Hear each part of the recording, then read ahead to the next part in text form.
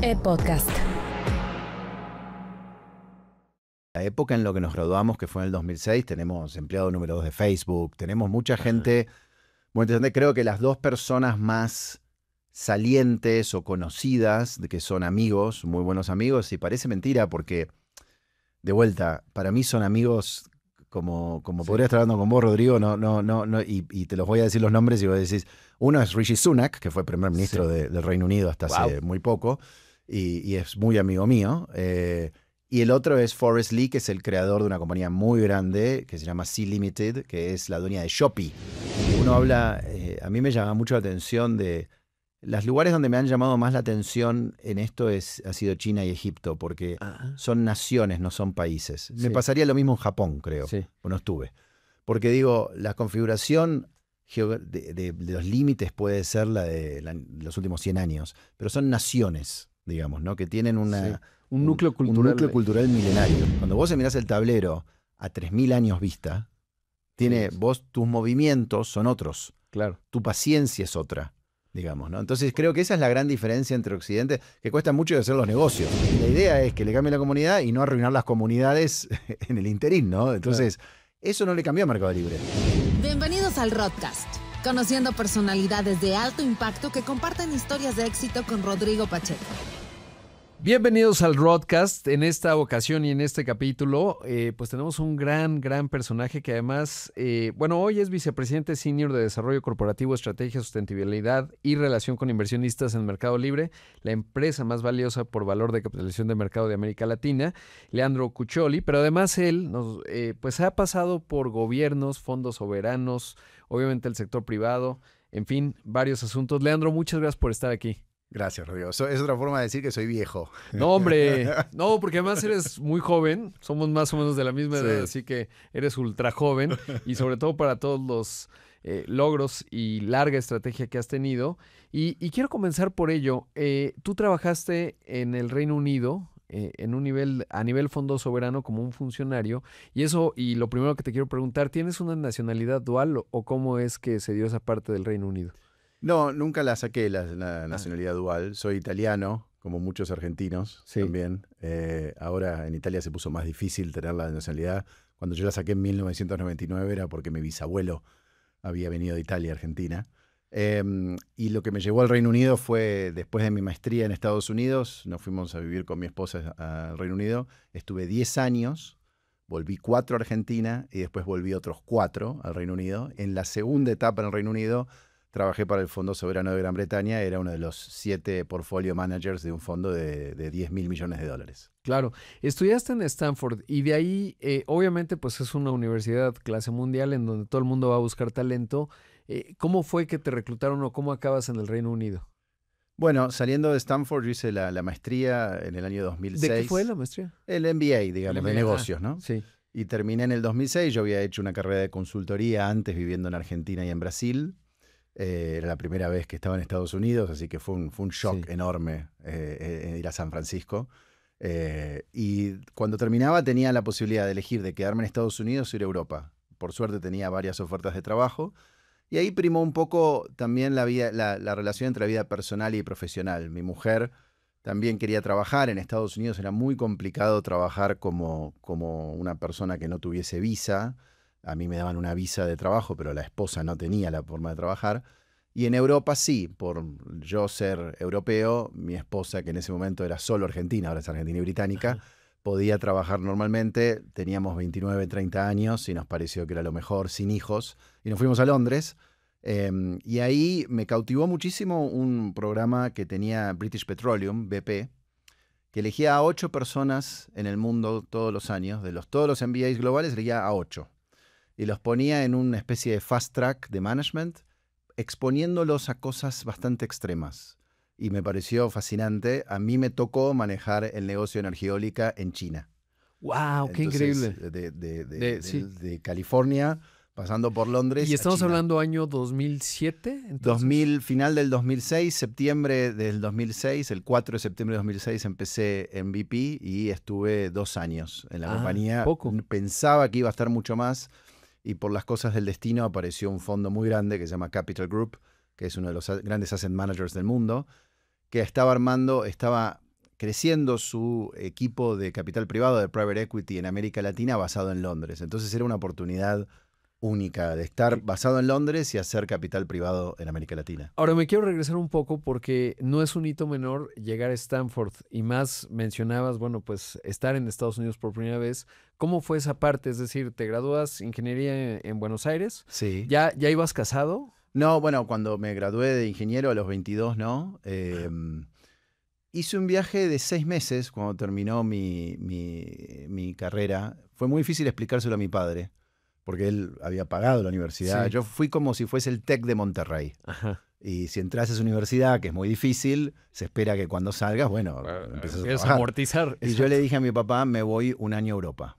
Bien. Al final terminamos negociando en 6 meses, pero fue iluminante ese viaje. Desde Madrid hasta Moscú estuve muchos momentos solo durante 6 meses y me permitió ver el mundo. Viniendo de Argentina, de vuelta hoy, se lo explico a veces a mis hijos que están tan conectados con el mundo, pero Argentina en 2004, esto es 1999-2000, Sí. era el mundo quedaba muy lejos. Si queda lejos ahora, Argentina quedaba más lejos aún. Y ahí comencé mi carrera, volví, empecé en consultoría. Pero creo que lo que me llevó a Stanford, yo siempre quise volver a ese mundo, digamos, Claro. ¿no? Entonces sentía que el MBA era un poco ese ticket para poder jugar globalmente. ¿Y cómo fue que lo pagaste? Porque no es barato Stanford, muchas veces hay becas, etcétera. ¿Cuál fue esa? Y luego que te acepten, porque además, pues no solo es que tengas el dinero, sino... Yo creo que la aceptación primero vino porque a Stanford no le gusta personas muy lineales, ¿no? Siempre todos mis compañeros tenían algún tipo de cosa bastante única. Creo que a mí me ayudó en ese momento que yo no solo era un consultor, sino que en el año 2002-2003 Argentina pasó por un momento muy complicado, de una crisis terrible. Tuvimos 5 presidentes en 10 días, fue terrible. Y en ese momento fue un momento de mucha ebullición social. Bueno, se crearon partidos políticos. Mauricio Macri, que fue presidente de la República, creó su partido político en 2003. Y a mí en ese momento me dio yo vi un gran problema en la crisis familiar en Argentina. Había muchos problemas familiares en Argentina en 2002-2003 porque los padres se habían quedado sin un proyecto. Los padres estaban mal, entonces los hijos estaban mal. Entonces yo decía, si no hacemos algo con los padres, tenemos una generación de argentinos que vienen que va a estar muy complicada. Y ahí creamos una ONG que se llama Fundación Padres, que hace counseling y la verdad que le ha ido muy bien. Y la creé a los 25, 26 años. Wow. Y creo que eso, como de repente se volvió nacional y se volvió muy grande rápidamente, me sirvió un poco para mostrar a Stanford que era algo más que una persona que... Y además qué extraño, porque normalmente alguien pensaría que pues la fundó un papá, ¿no? Sí. Es decir, dices, todos estamos en lo mismo, pero alguien de 25 años... Éramos 3. Un día yo jugaba al fútbol en torneo competitivo y termina el partido y viene a verme alguien, estamos hablando de septiembre del 2002, me viene a ver alguien que había sido un profesor mío en el colegio y que, como era el torneo de exalumnos del colegio, jugaba en otro equipo. Y me habla de este problema. Él era orientador familiar.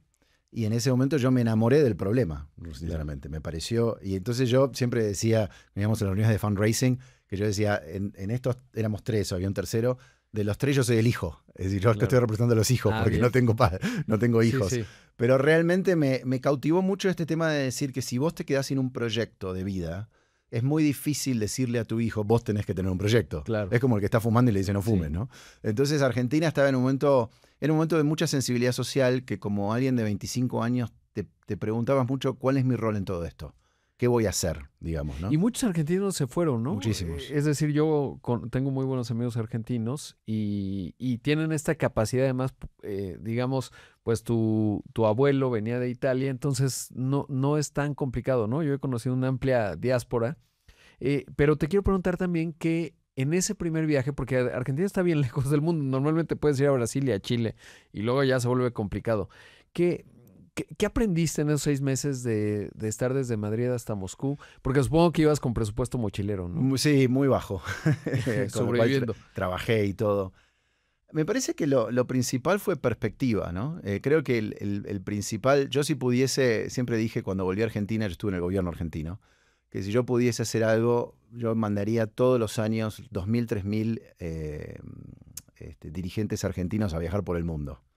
Porque el viajar te da perspectiva, te empieza a ser menos ideólogo, menos extremo en tus posiciones. Empezás a ver que que hay un montón de cosas que son muy comunes en el mundo y que las diferencias a veces son mucho menores de los que creemos.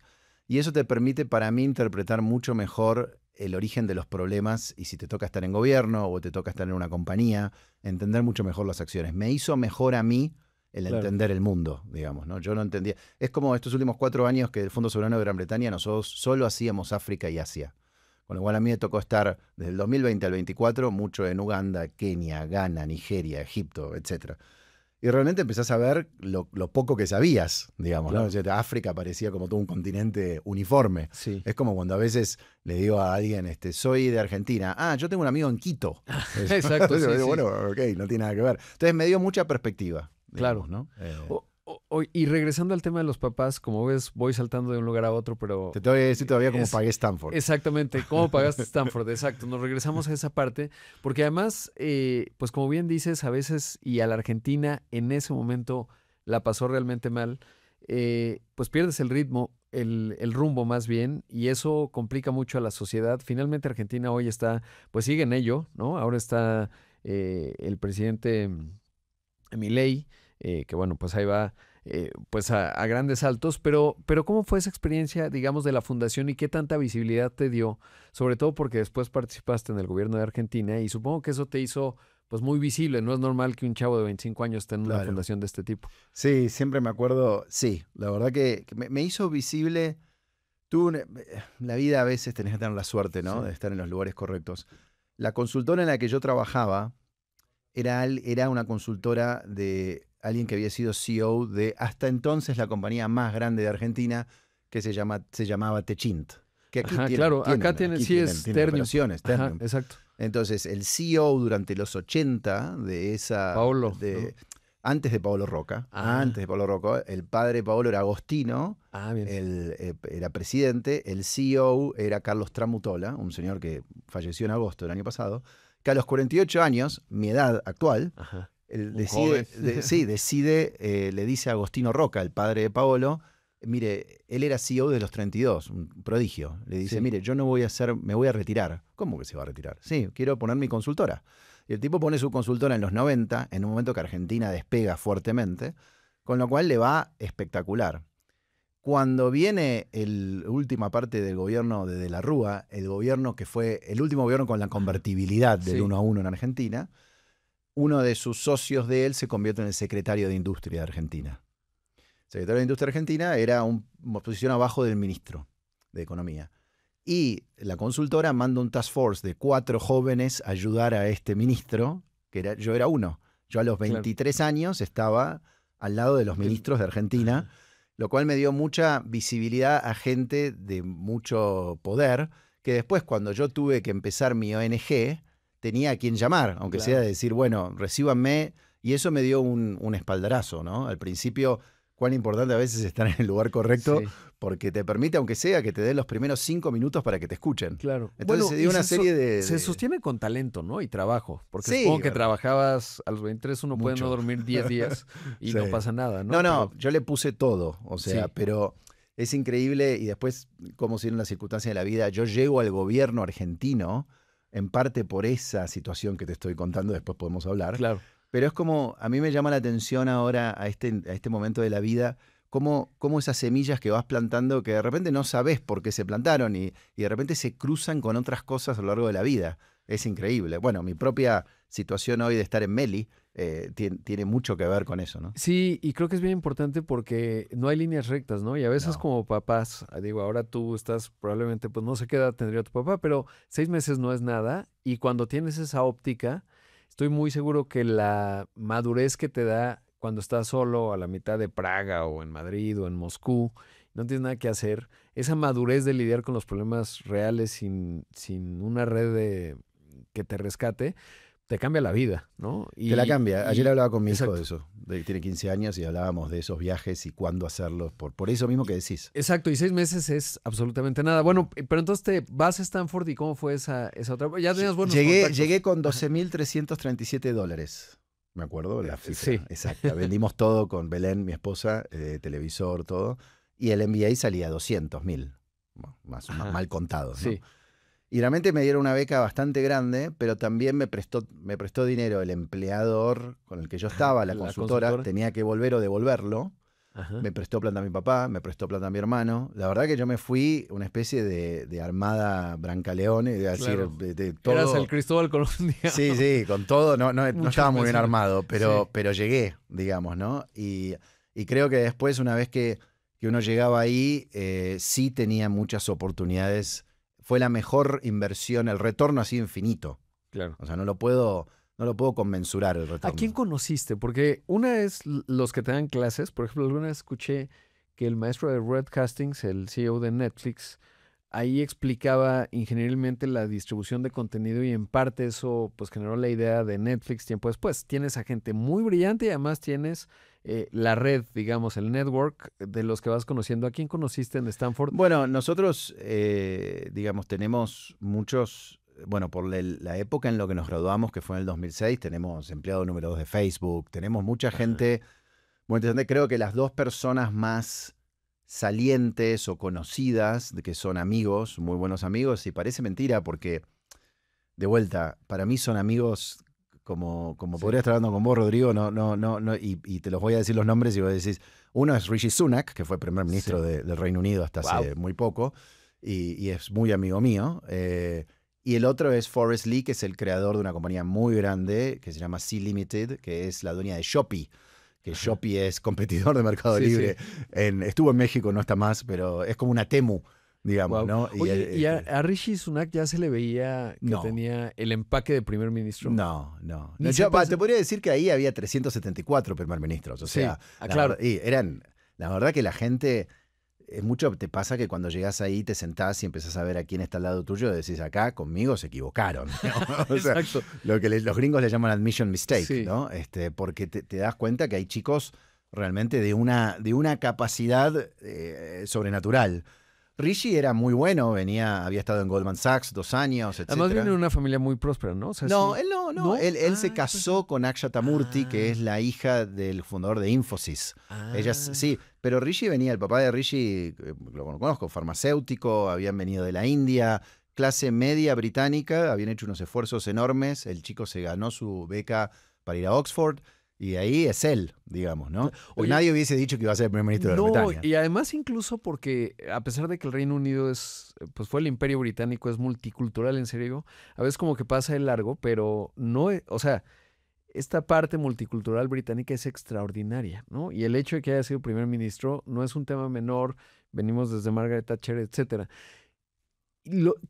¿Qué cambió de Rishi Sunak siendo tu amigo una vez que se vuelve primer ministro? ¿Cambia algo o cuando ya está en esa...? No, yo creo que no cambió su esencia. Me parece que es un patriota, digamos, ¿no? Porque yo no hubiese tomado el rol que él tomó, digamos, ¿no? Él tomó el rol de primer ministro cuando ya el Partido Conservador estaba en grandes problemas. Y es más, hacen una elección dentro del Partido Conservador, la eligen a Elizabeth Truss. Y bueno, lo que pasó, duró 44 días en el cargo y lo van a buscar. Él bien podría haber dicho en ese momento, no, gracias, váyanse, y él toma el rol sabiendo que el Partido Conservador estaba en muchos problemas. Creo que él no cambió nunca, te digo, yo cuando estaba en el gobierno argentino me tocó ir algunas veces a Londres por misiones, etcétera, y Rishi estaba en el Parlamento, había empezado en 2015, y primero estás en el Parlamento y no tenés ningún rol en el gobierno, por más que sea la coalición gobernante. Y después podés entrar como un junior role, que es el ministro de cosas que tal vez no son las más sexy. Él le tocaba, me acuerdo, en el 2016-17, ser el ministro que era el nexo entre, vamos a decir, las municipalidades y el gobierno federal, digamos, ¿no? Entonces... no sé, llamaban de Querétaro. O sea, se me rompió la pluma del tren. La vamos a arreglar, digamos, ¿no? Problemas muy domésticos.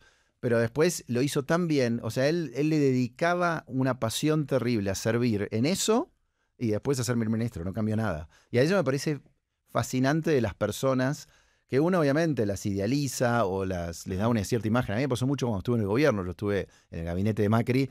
La gente que no me conocía, la gente que opina de vos sin saber quién sos, tus motivaciones, tu ética, etcétera. Y tus amigos que te conocen de siempre, en muchos casos es el mejor refugio, porque querés querés volver ahí, querés siempre ser el que fuiste, ¿no? Oye, y es fácil porque obviamente conforme vas avanzando en la vida, vas cambiando de círculos de amigos. Y tus amigos del barrio, pues luego ya es muy complicado, sobre todo con la vida que has llevado, pues que se mantenga ese punto de contacto y hay un arte en ello, ¿no? El arte de la amistad.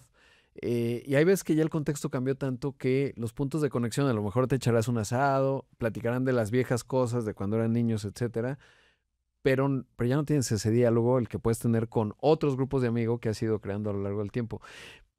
Y alguna vez leí que un presidente mexicano decía, lo más importante es que tengas este grupo que te va a decir la verdad y que te conoce hace mucho tiempo.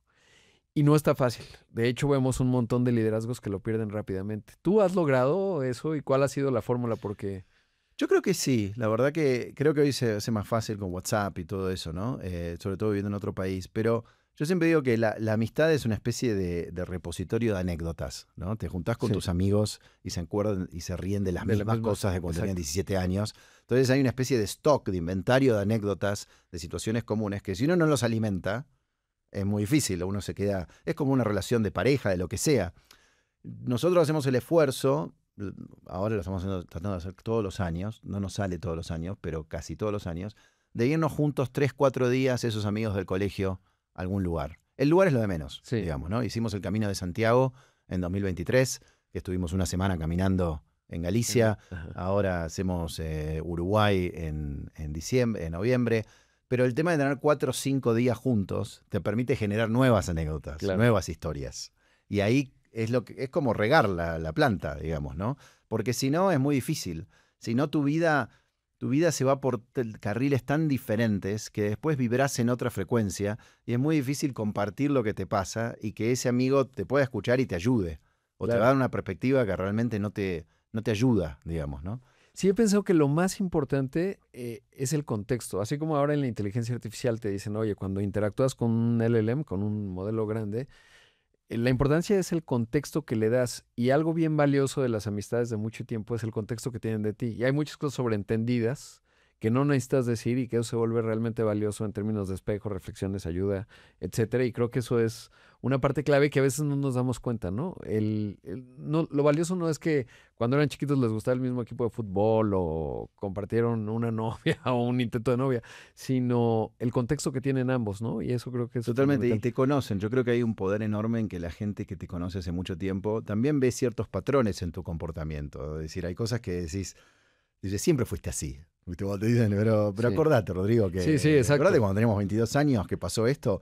Tal vez la situación es muy diferente, pero el comportamiento y cómo estás reaccionando es similar y te permite tener profundidad, perspectiva, que en esta época en que todo es tan efímero, Sí. el hecho de volver a un lugar en el cual tenés profundidad es único, ¿no? Entonces es muy importante para mí. Oye, y entonces te vas a Londres, que además pues tu amigo era Richie, seguramente lo veías en algún pub de vez en Lo cuando. veía, sí, sí. Pero luego no está sencillo porque si BP te manda A China. a las eólicas en China, Sí. tu esposa pues ella quería ir a trabajar al Sí, Reino Unido. sí. Eso no está fácil porque además tiene ese trabajo en serio, ¿no? Entre que estás en China y China en ese entonces, pues según yo, pues ya empezaba a despegar, ya era muy claro que hoy es el campeón de las renovables Sí, a escala global por mucho. Y era justo en ese entonces que empezaba, por eso claro. BP supongo que veía esa... Sí. Y era trabajar 24/7 y más, ¿no? Sí, el tema que nos empezó a pasar es que yo empecé a pasar grandes partes del mes en China. Entonces, teníamos una diferencia de 8 horas De Londres. de Londres a China. Y yo no estaba precisamente en Shanghái o en Beijing. Yo estaba en Dalian, Inner Mongolia, Heilongjiang. Son todas provincias del norte muy ventosas, que es justo en el borde con Mongolia, Con Mongolia. que son unas estepas.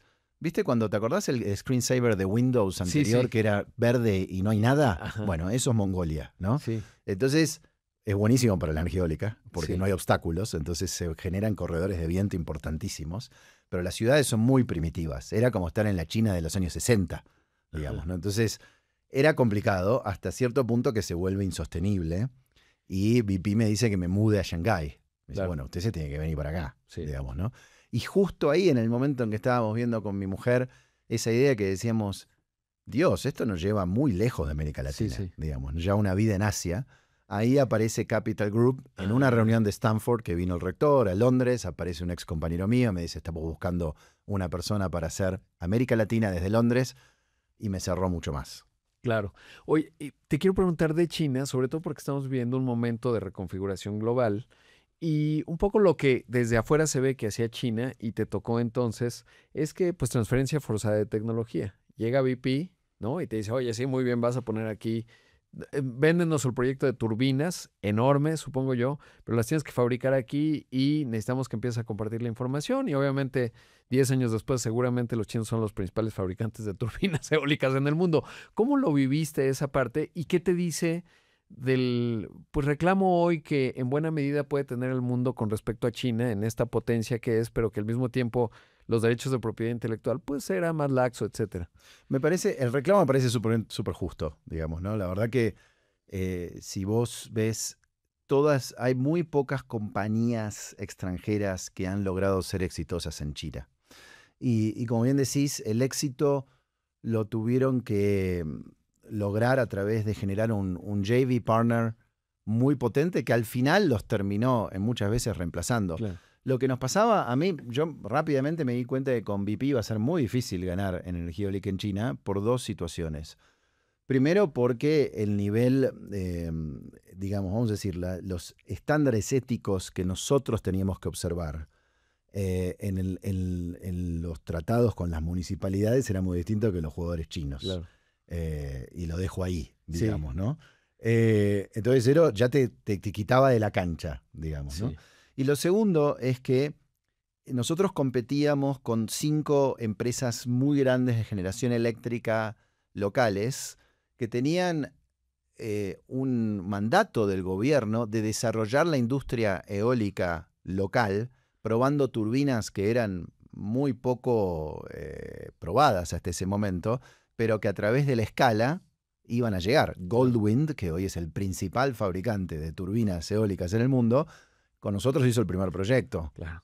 Bueno, no lo quería agarrar nadie. Sí. Nosotros lo agarramos porque sabíamos que si no lo agarrábamos no llegábamos a hacer el proyecto. Es como que en China todo se mezcla, ¿no? Estás hablando con una empresa, pero estás hablando con el gobierno al mismo tiempo. Claro. Entonces, vos querés tener acceso a ese proyecto en la ciudad de Jojote, en Mongolia, lo tenés que hacer con Goldwind. No, pero yo lo quiero hacer con Vestas. Ajá. No. Usted lo tiene que hacer con Goldwind. Claro. Si no, no haga el proyecto. ¿Qué tanta latitud o agencia tienen las provincias en China? Porque a veces pensamos que es Xi Jinping, Beijing define todo, pero es un país, y yo siempre lo he pensado así, cuando está en China, dices toda América, todo el continente americano y más. Y es como si alguien desde Buenos Aires o desde Washington DC o la Ciudad de México dijera, ahora todo el continente va para allá, con toda esa diversidad de argentinos, uruguayos, mexicanos, chilenos, estadounidenses y canadienses, y va para allá. Y eso lo que me dice es que tiene que haber en las provincias pues un montón de discrecionalidad para que las cosas ocurran. ¿Cómo lo viviste? Sí, y el tema es que desde el punto de vista de, vamos a decirlo, gobierno corporativo, Sí. el ciudadano no tiene un elemento como para darle una opinión respecto de cómo va el gobierno. Con lo cual a nivel local Claro. hay grandes poderes Sí. que a veces en algún momento tienen cierta latitud y cuando se salen de la raya los sacan. Pero la latitud es bastante grande. Sí. Con lo cual tenés gran, digamos, descentralización en algunas cosas. Digamos, en todas estas cosas que yo te estoy contando de, como no hay propiedad privada en China, vos no podés decir, bueno, compro esa tierra y hago mi proyecto. No, entras en un lease de largo plazo Claro. con la municipalidad. Cuando tenés que ir a hablar con el intendente local. El intendente local tiene muchísimo poder. Y me puedo imaginar 300,000 permisos que requieres nada más en la transmisión de la turbina. O sea, porque, ok, logras la tierra, pero luego la transmisión de sacar esa energía tienes que lidiar con 18,000 Bueno, ahí sí funcionarios. había empresas locales que no te hacen la transmisión, entonces podías tener en un momento, pero para que tengas una idea de lo difícil que era competir, porque uno toma las decisiones en el occidente, las tomamos comparado con China con muy corto plazo, Sí, digamos, ¿no? Aún una compañía como BP que podía llegar a pensar a 20 años no es nada. claro. Entonces, había muchos parques eólicos en el año 2006, 2007, 2008 que estaban construidos y por eso 2/3 no estaban conectados a la red. Pero eso le estaba permitiendo sacar más turbinas del otro lado, bajar los costos, etc. Entonces, es como que son estrategias mucho más macro de las que nosotros nos podemos plantear en Occidente, digamos. Claro. ¿No? ¿Sabes que he escrito algunas veces? Porque este tema de China obviamente es relevante para cualquiera que esté operando hoy en el mundo. Y yo he llegado a la conclusión de que China juega Go, que es este juego que es como un ajedrez, en donde lejos del ajedrez, en donde es un jaque mate, es decir, es una decisión definitiva, aunque hagas estrategia en 2, 3 pasos adelante, el Go vas construyendo una posición dominante en el tablero y el tablero es grande y entonces puedes empezar en una esquina del tablero, el otro y el eje del juego está en la esquina inferior y de repente ya lo dominaron y últimamente he llegado a la conclusión de que estamos en la fase final del Go, China va ganando y de repente Estados Unidos piensa que está jugando ajedrez o peor aún póker y en realidad es Go y ya vas tarde, o sea, han dominado una serie de cosas y cuando lo quieres desconectar eso no va a ser necesariamente posible. Sí, y me parece que las líneas de tiempo son muy importantes en eso, Sí. de cómo juegan el juego, ¿no? Porque si uno habla, a mí me llama mucho la atención de los lugares donde me han llamado más la atención en esto ha sido China y Egipto, porque son naciones, no son países. Sí. Me pasaría lo mismo en Japón, creo. Sí. No estuve. Porque digo, la configuración de los límites puede ser la de los últimos 100 años, pero son naciones, digamos, ¿no? Que tienen Sí. Un núcleo cultural. Un núcleo cultural milenario. Entonces vos persistente. hablas con mucha gente en China y te dice, sí, los 500 años últimos no fueron buenos, Sí. pero nosotros lo miramos mucho más a los últimos 3.000, 3.500. Claro. Estados Unidos lleva 200 y pico de años, no Sí, es nada. Sí. Entonces, nuestras visiones occidentales son muy cortas. Yendo a tu juego, digamos, al juego. Sí, sí. Cuando vos mirás el tablero a 3.000 años vista, tus movimientos son otros. Claro. Tu paciencia es otra, digamos, ¿no? Entonces, creo que esa es la gran diferencia entre Occidente, que cuesta mucho de hacer los negocios. Sí. Por eso cuesta mucho los negocios allá. Ahorita quiero que me cuentes de Egipto porque esa es la primera vez que lo escucho. Pero entonces ya llegas al fondo y en el fondo pues saltas, supongo operas en Reino Unido. Capital Group teníamos, claro, tenemos varias oficinas en el mundo. Hoy Capital Group tiene 4 trillones de dólares, es como BlackRock, una cosa así. Pero la oficina de Londres es donde estábamos basado el equipo que hacía América Latina. Entonces yo me venía a México, venía mucho. Ah, bien. Sí. ¿Y ahí cuál era el nombre del juego? ¿Desplegar capital en qué?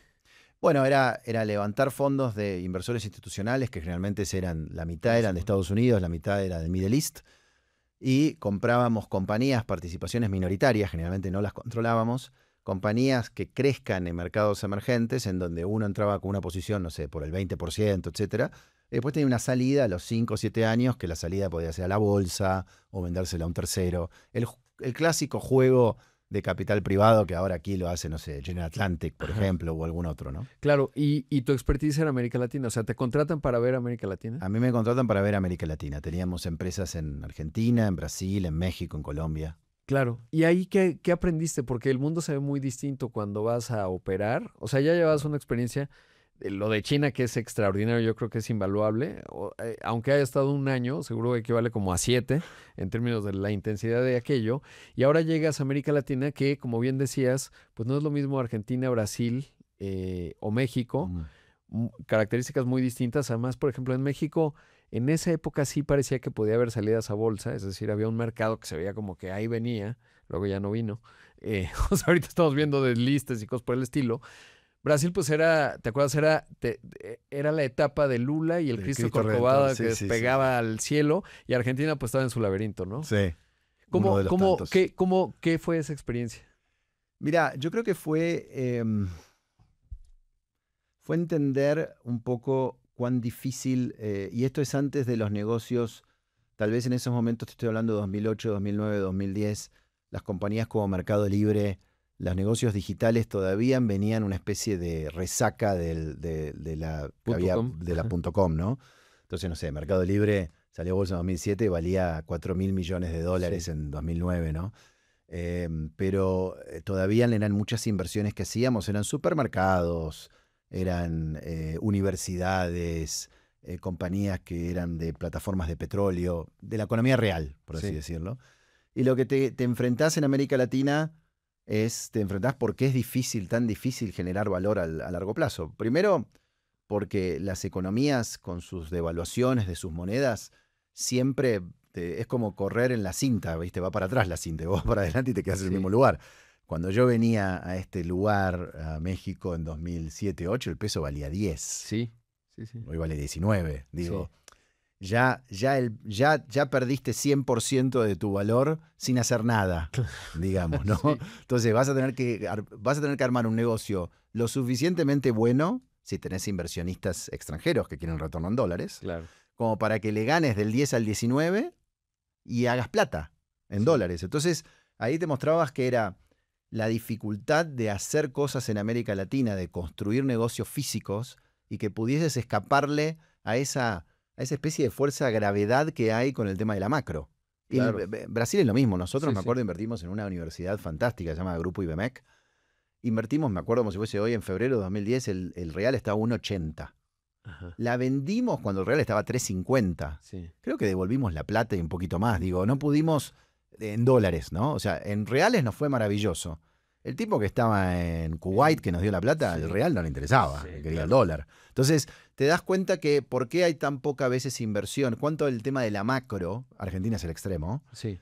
termina siendo tan determinante para que haya inversión en cantidad que necesitan estas economías. Distinto es el mundo digital, Sí. que ha logrado por ciertas fuerzas más grandes que esto, que es mucho la conversión de hábitos, en algunos casos la escala global. Una compañía como Globant en Argentina vende servicios en Francia, con lo Sí. cual ya tenés un mercado global basado en Buenos Aires, ¿no? Entonces ya cambia la ecuación.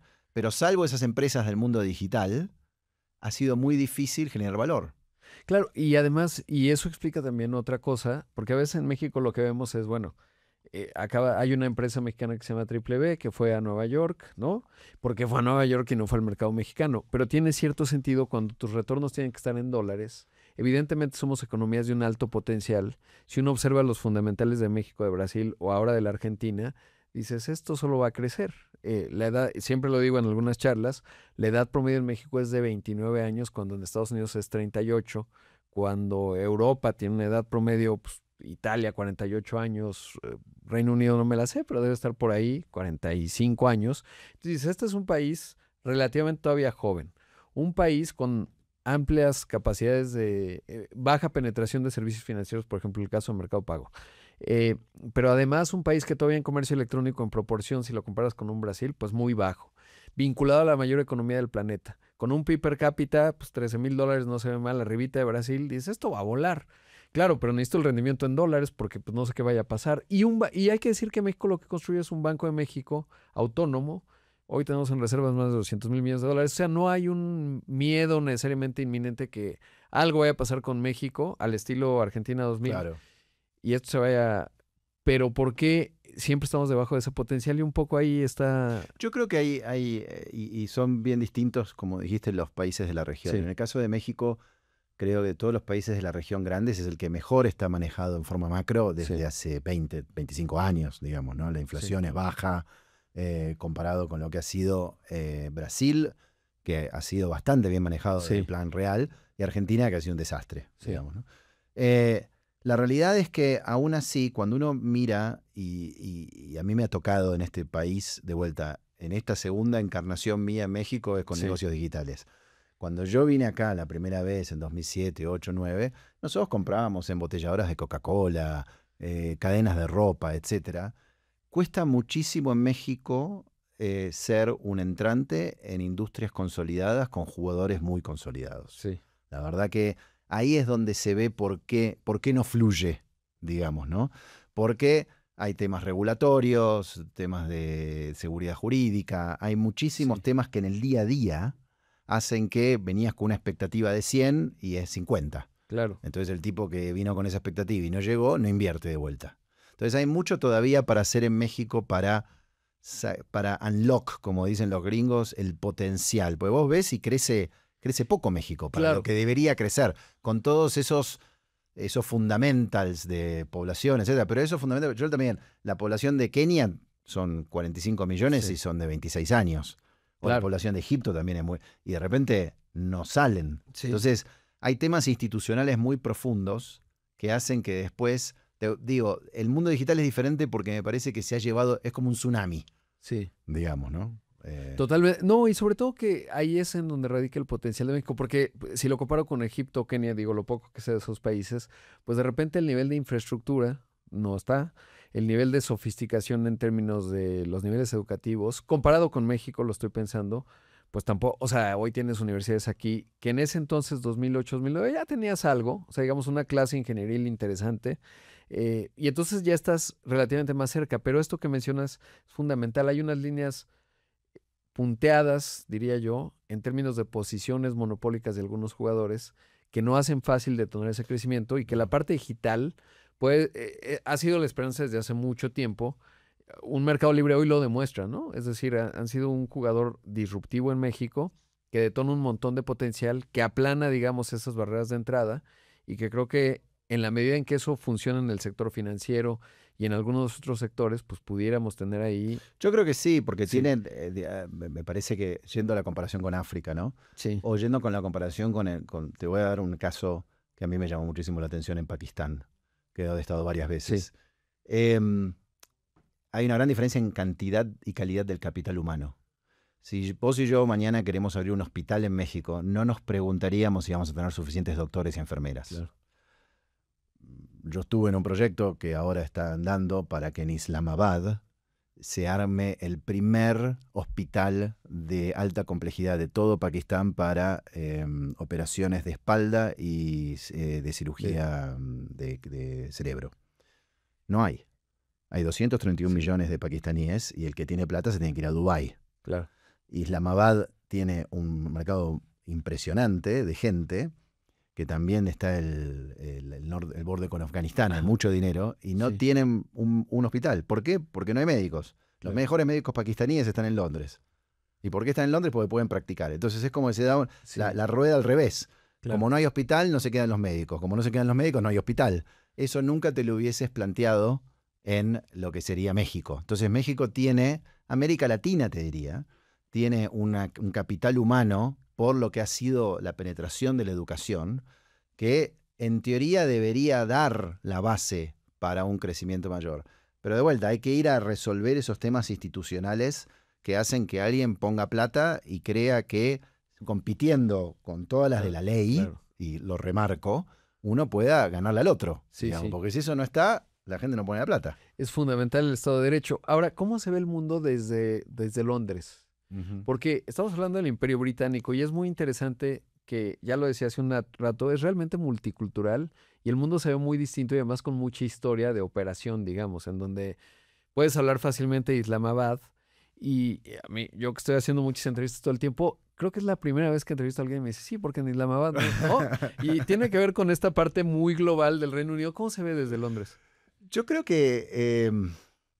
Bueno, el Reino Unido ha estado en un proceso desde el año 50, 60 muy complejo, ¿no? De identidad, porque básicamente no es más un imperio. Y al final es una economía mediana, es un país mediano. Y hacia lo chiquito. Y tomaron una decisión terrible con Brexit, de mi punto de vista. Pero creo que lo que ha sobrevivido, lo que tal vez el Reino Unido, si yo comparo el Reino Unido, España y Francia, tres potencias, y Portugal, y Holanda, potencias marítimas que en un momento se repartían el mundo, como si fuese el juego de Risk. Yo veo que los británicos, tal vez porque ha sido más reciente, pero los franceses también han salido de África en los 50 y los 60, han generado muy buen soft power. Son muy buenos en eso. Entonces, las élites de Pakistán, las élites de Kenia, de Uganda, etcétera, sus hijos quieren que estudien en Londres o en Inglaterra. Tienen un departamento en Chelsea, etcétera. Tienen una especie de relación con Gran Bretaña que es muy diferente por lo tortuoso que ha sido lo que puede ser en Argelia con Francia, lo que puede haber sido en Malí con Francia, o lo que puede haber sido las colonias españolas. ¿Y cómo se compatibiliza eso con el tema del racismo, que no es menor? Porque los británicos son muy de clases sociales fijas, difícil que entres, pero al mismo tiempo tienen esta movilidad social. Rishi Sunak, ni más ni menos primer ministro, entonces parecería contraintuitivo y tiene esta movilidad social muy interesante, o al menos eso se ve desde afuera. ¿Cómo es compatible estas dos cosas? Creo que el Reino Unido ha sido uno de los mejores países en asimilar eso. No está exento de tensiones, pero uno mira el gabinete actual del primer ministro británico o va a la Cámara de los Comunes y ve quiénes son los diputados y ve una gran diversidad. Obviamente es muy regional también, ¿no? Es decir, el Reino Unido tiene grandes diferencias desde el punto de vista cultural. El sudoeste, el sudeste, Londres, etcétera, que ha sido siempre un centro de poder muy importante. Gales, por el otro lado. La parte norte, que ha sido muy complicada en la época postindustrial de Thatcher. Entonces, depende de dónde vayas, esa asimilación se ha hecho de forma mejor o peor. Y también está el tema religioso, digamos, la presencia musulmana, digamos, no solo lo racial, sino lo religioso también. Te diría que el Reino Unido ha sido un lugar, tal vez por la forma británica de generar el debate, de escucharse, etcétera. La verdad que en eso los admiro. Digamos, uno va a la Cámara de los Comunes y parece que es coreografiado, ¿no? Y acá uno va a cualquiera de nuestras cámaras de diputados, se matan. Entonces, creo que el Reino Unido ha tenido un diálogo que tal vez no lo ha tenido Estados Unidos o no lo ha tenido otro lugar, asimilándolo muy bien, y ha mantenido, como es una isla y es pequeña, ha mantenido muchos británicos afuera, digamos. Contrario a Estados Unidos, que se mira a sí mismo, y creo que, no sé, un porcentaje muy chico de Estados Unidos tiene pasaporte, el británico por naturaleza mira hacia afuera. Entonces, creo que han manejado muy bien toda esa época postcolonial, no exento también de cierta nostalgia, digamos, ¿no? Y creo que Brexit es nostalgia. Si me preguntás, es un voto de la nostalgia, digamos, ¿no? Claro, y además pensaría que han desarrollado estas capacidades administrativas. Es decir, tú puedes ir a un lugar muy agreste, pues tienes ciertos principios en donde cómo vas a administrar, lo logras. Y vemos otros países, incluido el propio Estados Unidos, que no tienen esa capacidad, es decir, de generar gobierno, ¿no? Pues vas a Afganistán o a Irak o a donde vayas, y a aquellos se les hace un verdadero desastre. Y los británicos tenían esta forma de ir construyendo naciones, luego les salió muy mal, ahí está el mapa del Medio Oriente. Sí, yo creo que les salió, yo creo que la verdad dejaron un gran legado en grandes países de África, pero también una gran falta de entendimiento de cómo funcionaban esas etnias, ¿no? Vos vas a Nigeria, me tocó mucho estar en Nigeria, y vos le preguntás a un nigeriano, ¿de dónde sos? Y te dice, yo soy Yoruba, te va a decir primero la tribu, después es Nigeria, digamos, ¿no? Hay más de 350 tribus. En una que vos mirás, parecen esos estados de Estados Unidos que están, armados con un cuadrado, ¿viste? Exacto, ¿Esto quién lo dibujó? Bueno, esto no era así. Sí. Lo mismo agarrás un lugar como Tanzania o un lugar como Kenia. De repente quedaron encapsulados bajo una misma nacionalidad, gente que durante milenia se venía guerreando. Sí. Y de repente es como que mañana vos y yo somos del mismo equipo. Pero nos venimos peleando, nuestros abuelos se pelearon, pero ahora ustedes son del mismo equipo. Entonces, creo que eso generó una gran cantidad de conflictos y en otros lugares no, porque había naciones más definidas. Creo que el norte de África, desde el punto de vista de Egipto o Marruecos, fueron casos mucho mejores administrados, pero hay lugares que han sido mucho más complicados. Claro, y a veces parecería que era a propósito, ¿no? El cruzar para mantener cierto grado de debilidad y tienes una mejor gobernabilidad. Bueno, India es el caso, ¿no? O sea, es bien sabido que Churchill no quería una India tan digamos, tan potente y genera lo que era desde el vamos algo que no iba a funcionar, que era East Pakistán y West Pakistán. En el caso de East Pakistán se convirtió en Bangladesh en 1971 porque eran bengalí. Claro. Y los otros eran musulmanes y querían mantener, era imposible. Entonces, hay cosas, y para mí India es una especie de milagro, digamos, ¿no? Es el país más complejo, es un continente bajo un concepto que se llama India. Pero me parece que ha habido mucho eso en la historia, de tratar de resolver problemas desde la metrópoli sin ninguna consideración de lo que pasaba ahí en el on the ground, digamos, ¿no? Claro. Y después se crean problemas políticos que duran 50, 70 años. Sí, totalmente. Y ahí está el caso que acabamos de vivir India-Pakistán. Y eso me hace pensar, me voy a saltar un poco de tema, pero ahora que de repente se dice, bueno, India puede sustituir a China en términos de este gran hub de producción del iPhone, etcétera, y análisis que veo, pues no. Por esta diversidad, es decir, tiene la masa, tiene demográficamente hablando, ahí está, tiene una cierta unidad política, pero es otra historia con respecto a lo que estamos platicando en cuanto a China, en donde tienes una fuerza laboral de 28 millones que los puedes mover con cierta cohesión. India, eso no va a ocurrir o no en el futuro previsible, y es importante entenderlo porque de repente el mundo juega narrativas de, claro, si Estados Unidos se separa de China totalmente, pues Apple se puede relocalizar en la India y lo va a lograr. No lo va a lograr. Yo creo que al final todo se logra con plata, ¿no? Y habrá valor del accionista que se destruye en el medio. Digamos. Alguien la pone la plata. Lo que queda claro de India, India es, digamos, todos estos países que en realidad son naciones que son tan, digamos, si uno agarra la parte manchú del norte de China, y agarra el sur o agarra Xinjiang, no tienen nada que ver, digamos, ¿no? Es como que somos chinos, pero porque nos toca, digamos, ¿no? Sí. Entonces, la realidad es que siempre necesitan alguna unidad fuerte central, que en algún momento fue imperial, ahora será el Partido Comunista. En el caso de India, siempre fue mucho más complejo, un país muy federal, con provincias, estados que se llaman muy fuertes. El tipo que está en Maharashtra es muy potente. Y creo que lo que ha hecho Modi, a través de algo que, depende a quién le preguntes en India, están muy a favor o muy en contra, que él, a través del hinduismo, como el hilo conductor de su gobierno, casi como una divinidad, inaugurando templos. Él dice, ¿por qué usted no se casa? Porque estoy casado con la India, digamos, ¿no? Es una especie de toda una cosa muy casi monárquica. La pregunta de eso es qué duración tiene, cómo está generando los mecanismos para que eso sea sustentable. Who knows, ¿no? Pero realmente son manejar esas democracias tan complejas. Si no tenés ese centro fuerte, es muy difícil, ¿no? Él lo ha logrado y le ha dado una productividad a India increíble. Vas a Mangalore y es increíble. Es increíble, increíble. Y como decías, es un continente, ¿no? Al final ahí aglutinado distintos componentes. Ahora, bueno, estabas en el fondo y desde ahí empiezas a ver ya África, ¿o eso fue en la segunda vuelta? No, en la segunda. En la primera vuelta, los primeros 10 años, cuando yo me voy de BP, que hacía en China, me pasé 9 años haciendo América Latina desde Londres. América, claro. Y yo salgo de ahí para ir al gobierno argentino, al gabinete. ¿Y cómo fue eso? Porque se requiere mucha vocación. O sea, hace rato hablábamos de Rishi Sunak y estoy muy seguro que lo que ganabas en el gobierno argentino versus... Era el 8% de lo que ganabas. Entonces, ¿cómo fue que tomas esa decisión? Y luego, ¿cómo la gestionas familiarmente? Porque tu esposa dice, oye, ¿cómo? ¿No? Nos vamos a regresar a Argentina. Digo, está la nostalgia y es un país muy bonito. Pero ¿cómo fue esa parte en lo personal y luego por qué hacerlo? Fue traumática. ¿Hubo pelea?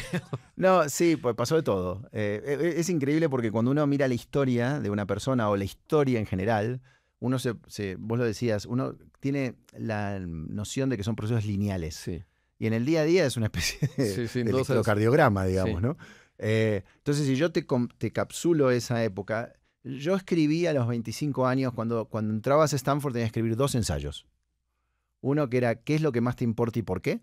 Pregunta abierta, puedes decir lo que quieras. Y la otra es, ¿cuáles son tus objetivos de largo plazo? ¿No? Los objetivos de largo plazo para mí, en el momento yo decía, lo fui a ver hace poco por otra situación y está ahí escrito, dice, en algún momento yo quiero ser alguien a nivel ministerial en el gobierno argentino. Yo tenía esa vocación desde los 24, 25.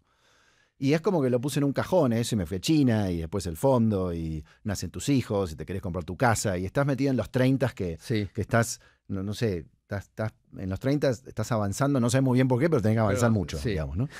Entonces, se ve que viene al final de los 30, a los 39, ocurre en Argentina que termina el gobierno de Cristina Kirchner. Eran 12 años del kirchnerismo. En ese momento fue un cambio político muy profundo en Argentina. Llega Macri, que era un outsider de la política, así que había sido presidente de Boca Juniors, el padre había tenido un conglomerado industrial muy importante, pero no era era la nueva política, alguien que no llegaba. Generalmente ese tipo no tenía que llegar a ser presidente en Argentina. Y llega. La noche de la elección, el 22 de noviembre de 2015, yo, 10 de la noche de Buenos Aires, 1 de la mañana de Londres, veo cuando se da el triunfo en segunda vuelta. Y me agarro un momento, Rodrigo, de un júbilo que pocas veces había experimentado. Era como que mi país tenía una nueva oportunidad respecto de lo que yo creía. Me imagino que hay un montón de gente del lado del kirchnerismo, que era lo peor que le podía pasar a Argentina. Claro. A mí me parecía que era lo mejor que le podía pasar a Argentina. Y los respeto y me respetan a mí. Y en ese momento le mando un email al señor de la consultora que yo había trabajado, que estábamos muy conectados, ¿te acordás? Sí. Bueno, diciéndole, acaba de pasar a nuestra Argentina, estoy conmocionado. Si puedo dar una mano, doy una mano. Claro. Bueno, viste, a veces uno tiene que tener cuidado con lo que manda. Entonces al otro día recibo un mail de él y dice, mira, hoy me junto con Macri, porque Macri había ganado no solo la nación, había ganado la ciudad de Buenos Aires y la provincia de Buenos Aires. De vueltas a primera tenía que administrar los 3 gobiernos más importantes de la Argentina y le faltaba gente, digamos, ¿no? No se necesitan 1000, 2000, se necesita mucha gente. Entonces me dice, ¿querés que te mencione? Y digo, bueno, yo qué sé, sí. Entonces me menciona, a las 2 semanas suena el teléfono en mi casa, todavía hay el teléfono fijo en mi casa de Londres, y era el jefe de gabinete que iba a entrar a ser jefe de gabinete llamándome porque le había llegado mi currículum. Le dice, bueno, ¿cuándo estás en Buenos Aires? Sí, voy para las fiestas. Bueno, venía a la Casa Rosada, como Los Pinos, que ahí nos vamos a entrevistar. Y de vueltas a primeras, yo estoy en la Casa Rosada el 14 de diciembre, primera vez en mi vida que entro ahí, me temblaban las piernas, enfrente del jefe de gabinete, del presidente que había entrado hace 4 días. Después de 1 hora y media me dice, queremos que vengas a trabajar con nosotros en un equipo alrededor del presidente para proyectos especiales. Y yo no puedo, yo vivo en Londres, yo necesito... tengo un trabajo. Claro, yo necesito 10 meses. Y me dice, no, te estás equivocando, nosotros no sabemos si vamos a estar en 3 meses acá. Digamos. Claro. Con lo cual ahí le dije que no. Pero fue tan difícil el tema de esa sensación, y te voy a contar algo que fue terrible. Belén estaba embarazada de nuestro 3er hijo, lo perdimos. Se ve que el estrés de esa decisión de cambiar nuestra vida nos hizo, o sea, tal vez lo hubiese perdido igual, pero digo, en ese momento fue terrible, fue el momento, voy a ganar el 8%, voy a tirar mi vida en Londres para venir a Argentina, es el momento correcto, nuestros hijos tienen 6 y 3, pero esto es lo que siempre quise hacer, si no lo hago ahora, me volví a Londres y pensaba, ¿qué estoy haciendo con mi vida? Tengo 39 años, esta es la guerra que yo debería estar peleando y estoy viendo si la empresa de supermercados, tenemos la empresa Milano acá y Melody, si vendía más camisetas. Digo, what am I doing? ¿No? Y levanté el teléfono yo, en febrero, marzo. Le digo, ¿todavía me quieren? Me dice, sí, me esperan. Sobrevivieron 3 meses. Claro, exacto. Me dice, te podemos esperar hoy. Y finalmente llegué en julio del 2016 a Buenos Aires sin nada. Me había ido hace 12 años de Argentina. Me dieron un escritorio ahí en un costado y empecé a trabajar en algunas cosas para el presidente de muy abajo. Sí. Y bueno, después se fueron dando las cosas. A los 6, 7 meses me nombraron viceministro de Finanzas de Argentina. Wow. Y después manejé, aparte, el SAT de Argentina. Digamos. ¡Wow! No, eso sí que es muy difícil. No te hace muchos amigos. Claro, sí, no te... Pero además, sabes que siempre he dicho, y en este podcast lo he contado, hay 2 tipos de personas que conocen a un país. El que se encarga de la seguridad, o sea, el secretario de la defensa, el secretario de gobierno, o sea, el que se encarga de la seguridad, porque ahí va a llegar todo lo del país. O sea, aquel hijo del ministro no sé qué se volteó, atropelló a alguien, te llega. Que tenemos un problema de crimen organizado, te llega. Y el otro es el que cobra impuestos. Porque el que cobra impuestos, pues es el que sabe cómo funciona el país. Y el empresario exitoso, pues resulta que tiene un montón, tiene estas relaciones o no las tiene, etcétera. ¿Cómo? ¿Sabes a qué yo le hago la alegoría? Se va a un teatro. Sí. La sociedad es la que está en las butacas. El gobierno y el establishment es el que está en el escenario. Yo veía atrás del escenario. Claro. Sí, totalmente. Y es increíble. Y cuando mirás atrás del escenario, hay cosas positivas y hay cosas muy negativas respecto de cómo te volvés como ciudadano. Te volvés mucho más escéptico también. Sí. Porque te das cuenta que no hay buenos y malos. Claro. Digamos, no es que, viste, uno dice, bueno, estos son buenos y estos son malos. Entonces todo se trata de que cuando estos estén derrotados, esto va a andar bien. Claro. No es así. Las sociedades son una especie de web, de malla, de intereses cruzados, en donde las relaciones que hay entre unos y otros, decía, este está relacionado con ese, nunca lo hubiese, este duerme con tal, nunca hubieses pensado eso. Bueno, eso es lo que ocurre en la trastienda mexicana, argentina, brasileña y americana, ¿no? Y americana, claramente. Ahora, ¿cómo fue tomar esos hilos? Es decir, bueno, primero lo traumático. Jodidísimo, dificilísimo. ¿Se abre, no se abre o cómo funciona? No, fue dificilísimo porque yo tenía 41. El presidente me pone ahí con una misión muy particular de reestructurar ese organismo. Y me acuerdo el día que entro, yo digo, bueno, lo primero busqué una abogada. Alguien, digo, es muy importante en el sector público tener a alguien que te cuide la firma, dicen, ¿no? Porque podés firmar algo y terminar mal. Entonces conseguí una abogada de confianza y entramos, me acuerdo, a la sala principal del SAT argentino, se llama FIP, ahora se llama ARCA, pero se llama FIP. Y había los 35 reportes directos que iba a tener, que tenía una edad promedio de 57 años. Claro. Y yo estaba ahí Encima usaba anteojitos, etcétera, no tenía barba, era más chico lo que soy ahora. Parecía un nene. Digo, esto, me miraban con una cara diciendo, ¿cuánto va a durar? Exacto. Digamos, ¿no? ¿Cómo lo vamos a cenar esta noche? Claro, exactamente, sí. ¿A qué lo comemos? ¿No? Exacto. Y realmente fue una sensación de que cuando me subí al ascensor saliendo de esa reunión, la miré a la abogada y le dije, ¿dónde nos metimos? Le dije también otra palabra que no va a poder reproducir acá.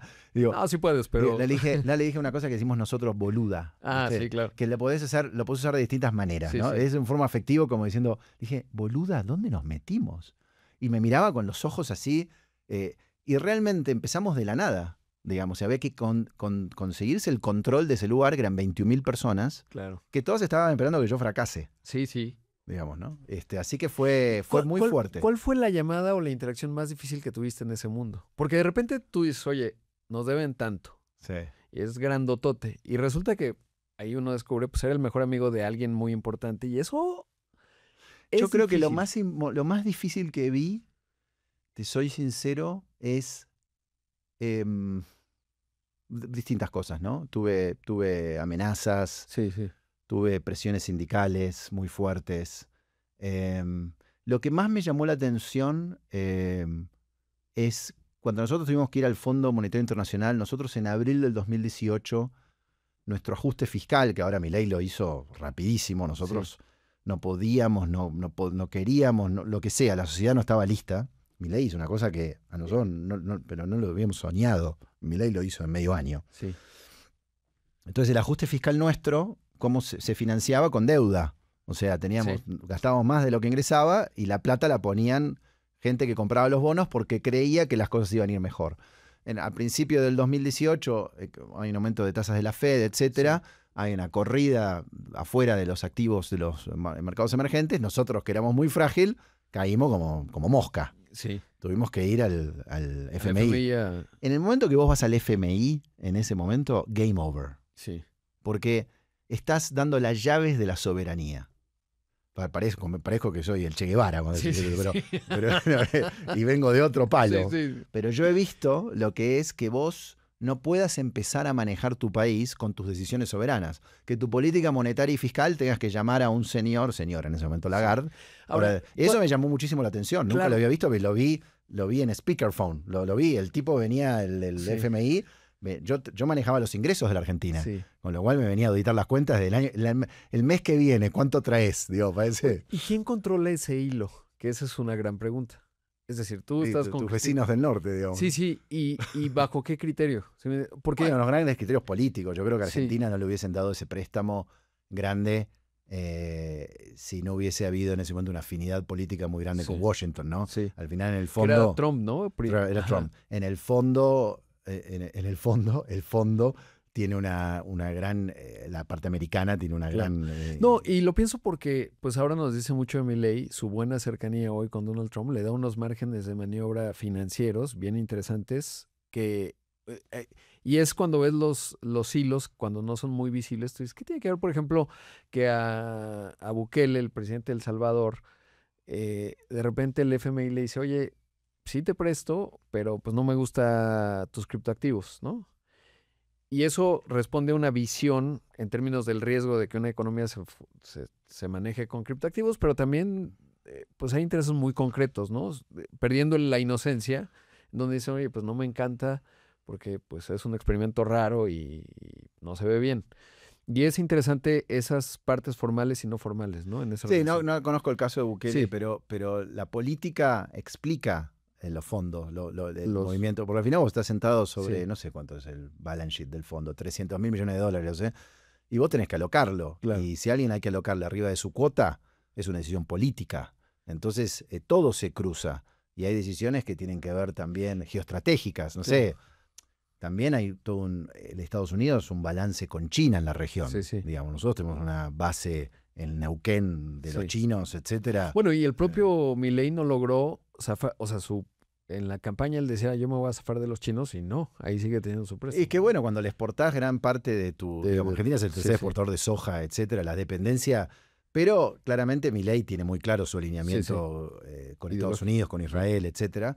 Lo que ha hecho Milei, que no pudimos hacer nosotros, es que al hacer un ajuste fiscal muy importante, te da mucho margen de maniobra. Es como en tu casa, si vos dependés de la tarjeta de crédito para financiarte, digamos, las reglas, viste que la única regla de oro en el mundo es que el que tiene el oro pone las reglas. Sí. Entonces, si vos dependés menos de eso, que es lo que Milei está haciendo, obviamente puede negociar con el FMI desde otro lado, Claro, del que podíamos negociar nosotros. Entonces, ¿Qué le falló a Macri?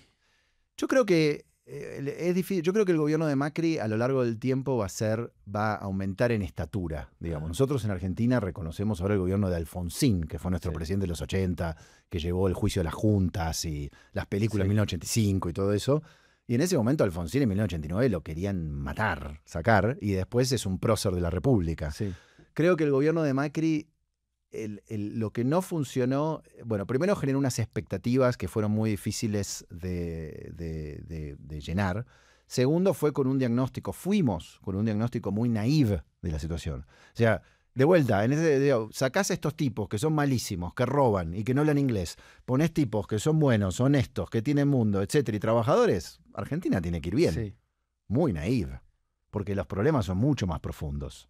Porque las sociedades empiezan a acostumbrar a trabajar de una manera y desarmar, es como desarmar una bomba, el cable amarillo, el azul, etcétera.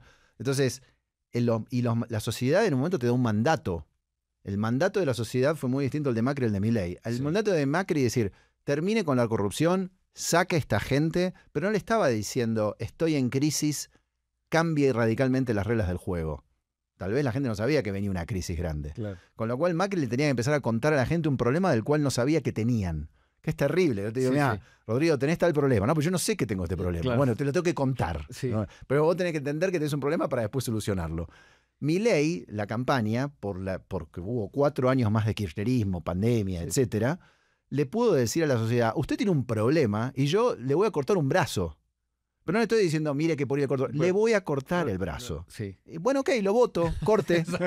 Entonces, es muy diferente cómo empieza todo. Y él tiene una habilidad política que no tuvimos nosotros para que la sociedad se encarna de ese problema. ¿Ya conocías a Milei antes? No. Y ahora sí lo conozco, obviamente. No lo conozco. Nunca lo conocí.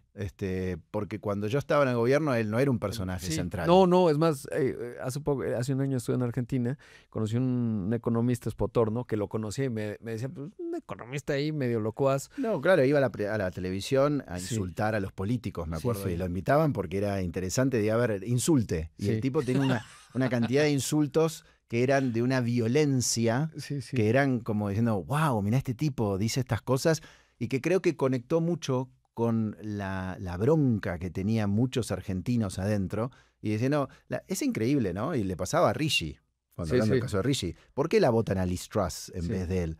Porque Liz Truss parecía más como ellos. Sí. Tal vez no era la más competente, pero era la que la gente vota. Habrá un segmento chico de la sociedad que mira las propuestas y compara y tiene una visión del mundo. Y después hay mucha gente que vota porque dice, Rodrigo me cae bien, es un tipo que es honesto. Realmente cuando él habla está diciendo la verdad. No, es pluma de piel. Claro, y hay un sesgo cognitivo en términos de la confianza, porque si lo conoces bien o mal, te genera más confianza, aunque lo conozcas y no te caiga tan bien, que alguien nuevo, ¿no? Entonces, la construcción de marca pasa en las empresas. Fue increíble. Realmente es el único caso, porque Donald Trump se metió en el Partido Republicano, lo cooptó, la maquinaria. Él no, se llama La Libertad Avanza. La Libertad Avanza no existía hace 2 años. Lo de Milei es una cosa única en el mundo para un país grande de 45 o 50 millones de habitantes. Países chicos es otra cosa. Entonces, creo que el gobierno de Macri nunca pudimos de alguna manera dar en la tecla con decirle a la sociedad el sacrificio que hay que hacer es mucho mayor y venderle la visión de lo que viene después de ese sacrificio. Claro. Y nos quedamos ahí en el medio. Y es un lugar muy difícil para quedarse, porque si estás en el medio, la gente de momento dice, bueno, te voto porque el que viene, que fue Alberto Fernández, que le decía, miren, con este señor está muy mal. Si me vota a mí, usted vuelve a estar perfecto. Claro. ¿Por qué no votarlo? Digamos, ¿no? Mucha gente lo votó con muy buenas intenciones. Y además, y tiene mucho que ver con el desgaste de lo que entonces para Macri era oposición, ¿no? Es decir, tú tenías una Cristina todavía con cierto capital político que después se ha ido degradando y el propio Fernando, pues Fernández, tenía esta, o sea, no es la misma oposición que hoy tiene, que enfrenta a Milei que la que tenían ustedes, ¿no? Bueno, lo que pasa es que también nosotros el gobierno kirchnerista de gran expansión de derechos para las personas y aumento de la riqueza percibida por las personas ocurrió entre 2003 y 2011. El segundo mandato de Cristina, de 2011 a 2015, ya no fue un proceso de expansión. Pero vos tenías todos esos votantes que vieron en carne propia, después de una crisis terrible de la Argentina, cómo las fábricas se volvían a abrir, cómo los negocios volvían a prosperar, etc. Ese es un caudal enorme que a medida que pasa el tiempo y tuviste un gobierno segundo de Cristina malo y el de Fernández muy malo, es más difícil hoy hablarle a esa gente que cuando era hablarle en 2015, que todavía tenías el recuerdo más fresco. Por eso Milei, en forma muy contraintuitiva, le gana mucho a ese peronismo en la parte muy pobre de la sociedad. Que dice, este tipo tendría que votar a Cristina. No, estos tipos se dan cuenta de que así la cosa no va y necesitan dar un volantazo de 180 grados y lo votan a Milei. Y bueno, se acaba el gobierno de Macri. Debe ser, ¿cómo fue personalmente? Y luego, terrible, pues, sí, ¿no? Terrible, terrible, la depresión más grande de mi vida.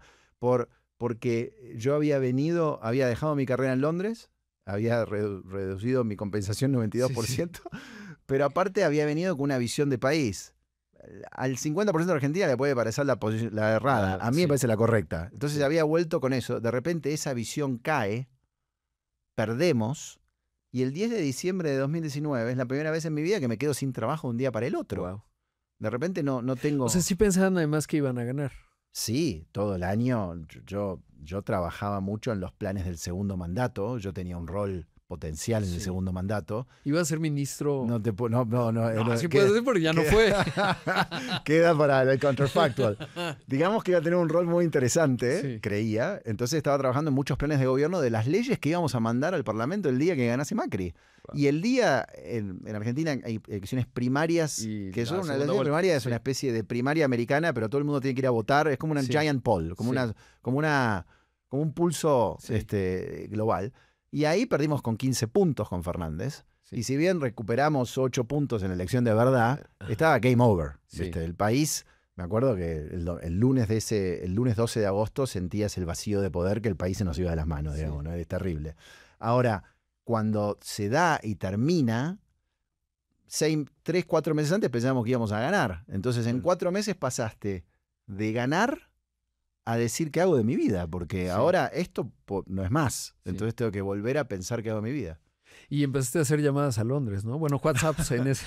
No, yo quería quedarme en Argentina. Ah. Yo quería quedarme en Argentina. La verdad que había vuelto... y bueno, fundé una compañía que hoy le va bien en Argentina, que es como Vemo acá, pero en Argentina, más chica que Vemo. Pero lo que me pasó en Argentina fue que cuando termina el gobierno... yo había tenido un rol muy preponderante en el gobierno y los últimos 6 meses me habían usado mucho de vocero, digamos, ¿no? O sea, yo había estado en radio, televisión, todo. Sí. Entonces, y habíamos sido 4 o 5 personas, habíamos sido muy instrumental en la cruzada contra la corrupción. Corrupción de un gobierno que volvía. Sí. No, peligroso. Entonces, muchos me decían, Leandro, gracias por tus servicios a la patria. Lo hiciste bárbaro. Bueno, yo quiero trabajar con vos, Rodrigo. Sí. ¿Sabes qué? ¿Por qué no me llamas en un año? Esperemos un poquito. Vos tenés miedo que te persigan, lo que sea. Ahora, supongo que conociste la entraña, estabas detrás de la escena y sabías y sabes cosas que algún seguro uno debe de tener, ¿no? Sí, pero igualmente yo no actúo en la vida así. Sí, no, entonces, yo sé que no tienes un gabinete secreto. No, sí, viste que expedientes secretos de la Argentina. No, yo manejé el SAT de una forma muy tecnocrática. Es más, yo venía a decir todo eso es lo que no hay que hacer. Exacto. Con lo cual no tenía nada. Así que tenía 0 leverage, digamos, ¿no? Yo quería continuar mi vida. Pero realmente en Argentina, en el año 2020, prepandemia, los primeros enero y febrero, había un miedo grande de que personas como yo iban a ser muy cuestionadas por el nuevo gobierno. Entonces, si vos estabas buscando un CEO para un banco, me tocó un banco español muy grande, líder en Argentina, que me quería como CEO, me dicen, ¿sabe qué? Me encanta, pero desde Madrid me dicen que no es la mejor decisión, ¿no? Entonces, me pasaron 2 o 3 situaciones de ese estilo. Y la verdad, me enojé mucho, porque digo, yo no hice nada malo. Sí, claro. Entonces me volví a Londres. ¿No? Me volví a Londres casi de fastidiado, te soy sincero, ¿no? Esa segunda etapa en Londres yo no la buscaba. Pero bueno, apareció el Fondo Soberano de Gran Bretaña, y tenía la posibilidad de estar en un fondo grande, volver a encauzar mi carrera, descubrir África y Asia, de la que no tenía ni idea, salvo lo de China, Sí. y dije, ¿por qué no? Vino la pandemia, la verdad que Londres parecía un buen lugar donde la vacuna iba a estar primero, y mudamos a la familia. Claro. Pero obviamente, cada una de estas mudanzas, viste, son muy, para la familia son costosas, ¿no? Los chicos dejan el colegio Sí. y todo. Así No, que te vayan siguiendo por todos lados. Ahora, y ahí aterrizamos en algo que me da mucha curiosidad. Egipto, y mencionabas, bueno, he conocido 3 grandes naciones. naciones, ¿no? China, Japón y Egipto. Y ahí está el Sisi, y yo de repente Egipto digo, pues sí, fue un gran país, o digamos, pues están los egipcios, pero no lo veo con este continuo cultural. Sí. Y entonces por eso me llama tanto la atención que viste en Egipto. Vi 7.500 años de historia, ¿no? Es decir, me Sí. acuerdo que la primera vez que llegué, cometí un gran error, de esos culturales que uno comete. El Cairo quiere decir puerta en árabe, ¿no?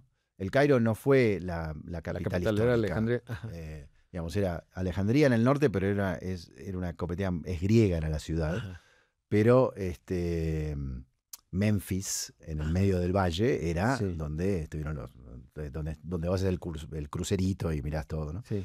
Entonces yo le digo a la persona que estaba conmigo, digo, bueno, pero ustedes son árabes ahora. Me dice, no, nosotros somos egipcios. Desde el año 900 para acá tenemos influencia Eso árabe. de los musulmanes es algo nuevo, ¿no? No, por eso digo, Sí. pero lo mismo que en China, ¿viste? Decir, sí, del año 900 para acá te lo tomo. Claro. Que para nosotros, Argentina empezó en 1810, como, ¿viste? Sí, sí. Es como del año 900. Ahora, no te olvides que nosotros estamos del año menos 5000, ¿no? Sí. Entonces, hay una identidad egipcia muy fuerte que les permite, me parece, llevar adelante ciertos momentos muy difíciles en una unión nacional que en Argentina no la tenemos, Sí. porque Luigi Cuccioli vino en 1888, digamos, ¿no? Entonces, Argentina es distinta, digamos, ¿no? Pero Egipto me llamó mucho la atención eso. Entonces, las decisiones, la forma como miran al Estado, la forma en cómo miran su capacidad militar, su posición, la posición geográfica es muy clave, Sí. digamos, ¿no? La otra cosa que aprendés en el Sí. canal de Suez, Ajá. lo que significa estar ahí. La relación con Sudán en el sur. Hay un montón de cosas muy profundas que uno de afuera no las mira, y son 105 Sí. millones de habitantes, Sí. que habrá 70 bajo la línea de pobreza, pero hay 35 que viven un nivel de vida tipo europeo, que genera un Sí. mercado enorme. O sea, el Cairo y las afueras del Cairo son como si estuviese en Miami. Sí, sí. El norte, en uno de los lugares más fabulosos que he estado en la playa, es el norte, la costa norte de Egipto, cerca de Alejandría, que he ido porque voy con amigos egipcios. Estuvimos Sí. en julio del año pasado con mi familia, pero no hay extranjeros, digamos, Guau, ¿no? ya Y me dieron ganas de ir a Egipto. No, tenés que ir a ir. Egipto, No, sí. Egipto es fascinante. La gente, además, lo que nos pasa a los latinos con esa parte del mundo Sí. es que tenemos una red, es la parte mediterránea, etcétera. sí. Hay una cosa muy parecida en el humor, Sí. en las formas, en la forma en que te demuestran el afecto.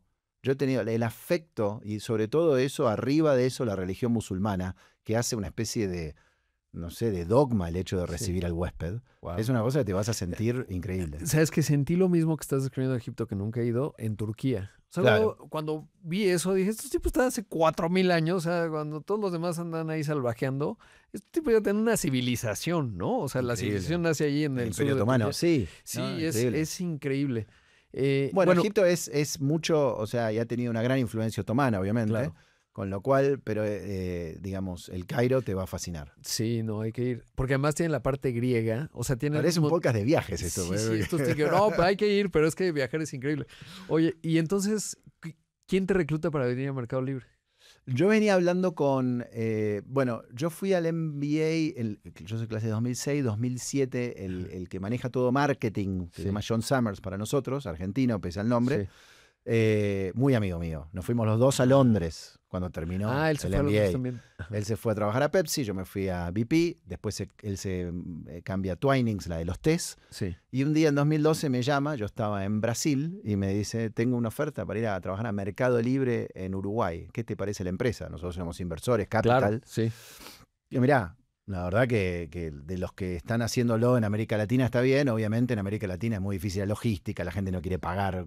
Hay un montón de cosas Sí, que sí. te puedo decir por qué no va a funcionar, pero la gente tiene mucha admiración por el equipo gerencial de Mercado Libre.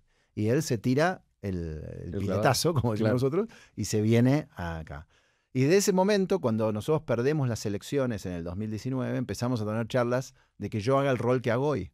Después conocí a Marcos Galperín, conocí al resto del management, y fuimos a lo largo de los años. Yo me fui a Londres después, y los llamados que tenía, yo no quería mudar a mi familia de vuelta, digamos. Claro. ¿No? Era como que... sí, ya te decían para. Me mataba Belén. Y finalmente cuando se hicieron 4 años, la verdad que la oportunidad de venir a trabajar a Mercado Libre en América Latina, si sos latinoamericano y estás pensando en un futuro tuyo en América Latina, es como que cuando se abre una de esas puertas, al nivel que se me abrió a mí, es para tomarla, digamos. ¿Y cómo fue que escogiste México? Y sobre todo, ¿cómo ha sido? Ya conocías a México, no es un país nuevo para ti, pero no es lo mismo venir y ya vivir. Llevas poquito, ¿cuánto llevas? Un año. Ahora se da un año en julio. Todavía poco, pero ¿por qué te pudiste haber regresado a Buenos Aires? Sí. Podrías estar en Brasil, que también es una operación inmensa, de hecho es la más grande de Mercado Libre, y luego está México. Fue una conjunción de temas profesionales y personales. Primero, cuando John me dijo, cuando empezamos a tener esta conversación, volvimos a tener una conversación muy fuerte en el 2023, a mediados del 2023. Sí. Y John estaba en proceso de mudarse de Uruguay a México, se venía en enero. Y me empezó a hablar maravillas, su segunda etapa en México, había estado 3 años antes de su maestría, de cómo se vivía en México. Entonces, esa fue una cosa, alguien que ya te decía... es así. Segundo, para Mercado Libre, México representa el 25% y es la geografía que tal vez representa las oportunidades más interesantes para Mercado Libre para los próximos años. Y teníamos, y aún tenemos, muy poca presencia corporativa. Los roles corporativos como el mío, que no es un rol para México, es un rol global, hay muy poquitos que tenemos acá. De hecho, ahora 2, 3, nada más. El resto son gente que trabaja en la operación local. Cuando en Argentina tenemos un montón de roles corporativos, ¿no? Entonces era bueno para Mercado Libre también. Y tercero, nosotros viniendo de Londres a América Latina, pensamos con mi mujer, nuestros hijos tienen 15 y 12, en qué lugar de América Latina podrían terminar sus estudios y seguir muy conectados al mundo. Y realmente México en eso es fascinante, porque tenés colegios muy buenos, con mucha integración en Estados Unidos y con Europa. Queda más cerca. O sea, no, es un tema... No, es un avión de 2, es un tema, es distinto, ¿no? Sí. Entonces, irnos a Argentina... que Argentina vamos a terminar yendo a Argentina, es un tema de cuándo, uno lo podía postergar, digamos, ¿no? Es decir, todavía no, digamos, ¿no? La verdad que hacer unos años en México nos parecía fascinante descubrir un lugar nuevo y ha sido una decisión súper correcta. ¿Qué has descubierto que no sabías de México en toda tu vida, digamos, en el fondo? Que conoces muy bien un país porque ves las empresas, sabes datos, etcétera. Pero ¿qué has descubierto en este año que no sabías? Mira, lo primero que es un país que recibe al inmigrante de una forma, por lo menos la inmigración que yo he hecho, no puedo hablar por todos los inmigrantes en México, pero la parte mía, debo decir que es un país que recibe de una forma muy abierta, digamos, ¿no? Creo que con Argentina, sobre todo, hay una cantidad, me sorprendió la cantidad de argentinos que hay, digamos, ¿no? En las empresas, etcétera, porque culturalmente... Es muy fácil asimilarse. El mexicano recibe de los brazos abiertos, digamos, ¿no? Somos culturalmente muy diferentes, mexicanos y argentinos. ¿Cuál dirías tú que son esas diferencias? Ustedes son mucho más amables, al mexicano le cuesta más decir que no. Ajá. En forma... El argentino es muy áspero. El argentino es áspero. Es decir, cómo habla, cómo se expresa. No es no, sí es sí. Es muy agresivo. Y el mexicano es mucho más una danza, la cultura, digamos, ¿no? Es mucho más la amabilidad, es más parecida a la brasileña desde ese lado, aunque el brasileño ya está un poquito en el medio. Entonces, en México, un sí no es necesariamente un sí, digamos, ¿no? Hay que trabajarlo, digamos, ¿no? Y varía, te diría que, o sea, somos un país grandototote, 130 millones de habitantes. Y de repente... esa es la otra cosa que me llamó la atención. Exacto. No, es inmenso. O sea, viajo a otro lugar de México y parece que estoy en otro país, otra comida. Nosotros tenemos la misma comida. En Argentina comes asado, empanadas, pizza y pasta. Exacto. Sí. Y vas al norte, al sur, hay cosas. Bueno, si me estás escuchando un tipo del norte de Argentina me va a matar. Pero digo, hay cosas locales. Pero acá vas y es otro país, digamos. Sí. Sí, o sea, el cordero patagónico es la única diferencia que yo conozco. Tampoco he viajado tanto a Argentina, pero en México, por ejemplo, si te vas al norte son mucho más directos, ¿no? Que eso es lo que... Claro, sí, o sea, Monterrey Monterrey son así de sí, es más sí, ¿no? O sea, es más rápido. Pero también lo que me Pero- llama mucho la atención de México, que a mí me encanta la historia, es la historia, ¿no? Sí. Que ha sido mucho más, digamos, comparado con un Egipto o China, hay una discontinuidad muy grande Sí. luego de la llegada de los españoles.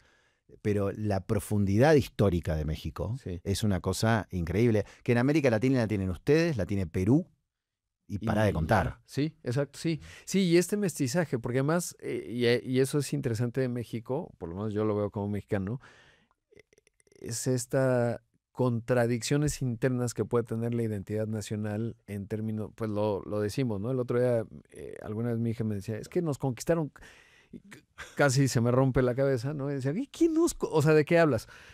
¿Por qué? Porque somos el producto de un mestizaje, pero esa identidad nacional es muy interesante en términos de, no somos egipcios, No. en donde hay este continuo cultural, o chinos o japoneses, y hay una contradicción interna todo el tiempo que la hace muy vital, por un lado, pero también muy compleja, ¿no? Sí, yo creo que en los últimos 30, 40 años también creo que México está redescubriendo mucho ese pasado propio, ¿no? Es decir, es como que vivimos nuestras sociedades, y lo digo por la Argentina Sí. también, que fueron estos trasplantes españoles, en este caso con mucho más mestizaje que en Argentina, porque no había una civilización del porte que había acá.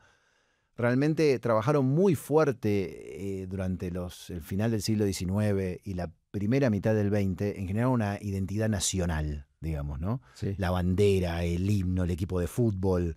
Y creo que los últimos 30, 40 años hay una especie de revisionismo histórico, de decir, Sí. bueno, ok, esto es la última etapa, pero hay algo mucho antes, digamos, ¿no? Y eso me parece muy rico ese debate, Sí. porque en el caso de México es un debate que te lleva a los mayas, te lleva a los Sí. aztecas, a los mexicas, es decir, hay cosas que realmente de una profundidad histórica y sofisticación, te digo, en el resto de América Latina no está, digamos, Sí, ¿no? sí. Salvo No, los incas. y claro, y es muy complejo porque luego se idealizan unas partes, otras no, en fin, pero no Es quiero ir complejo. es muy complejo, Pero es interesantísimo. es ¿no? interesantísimo.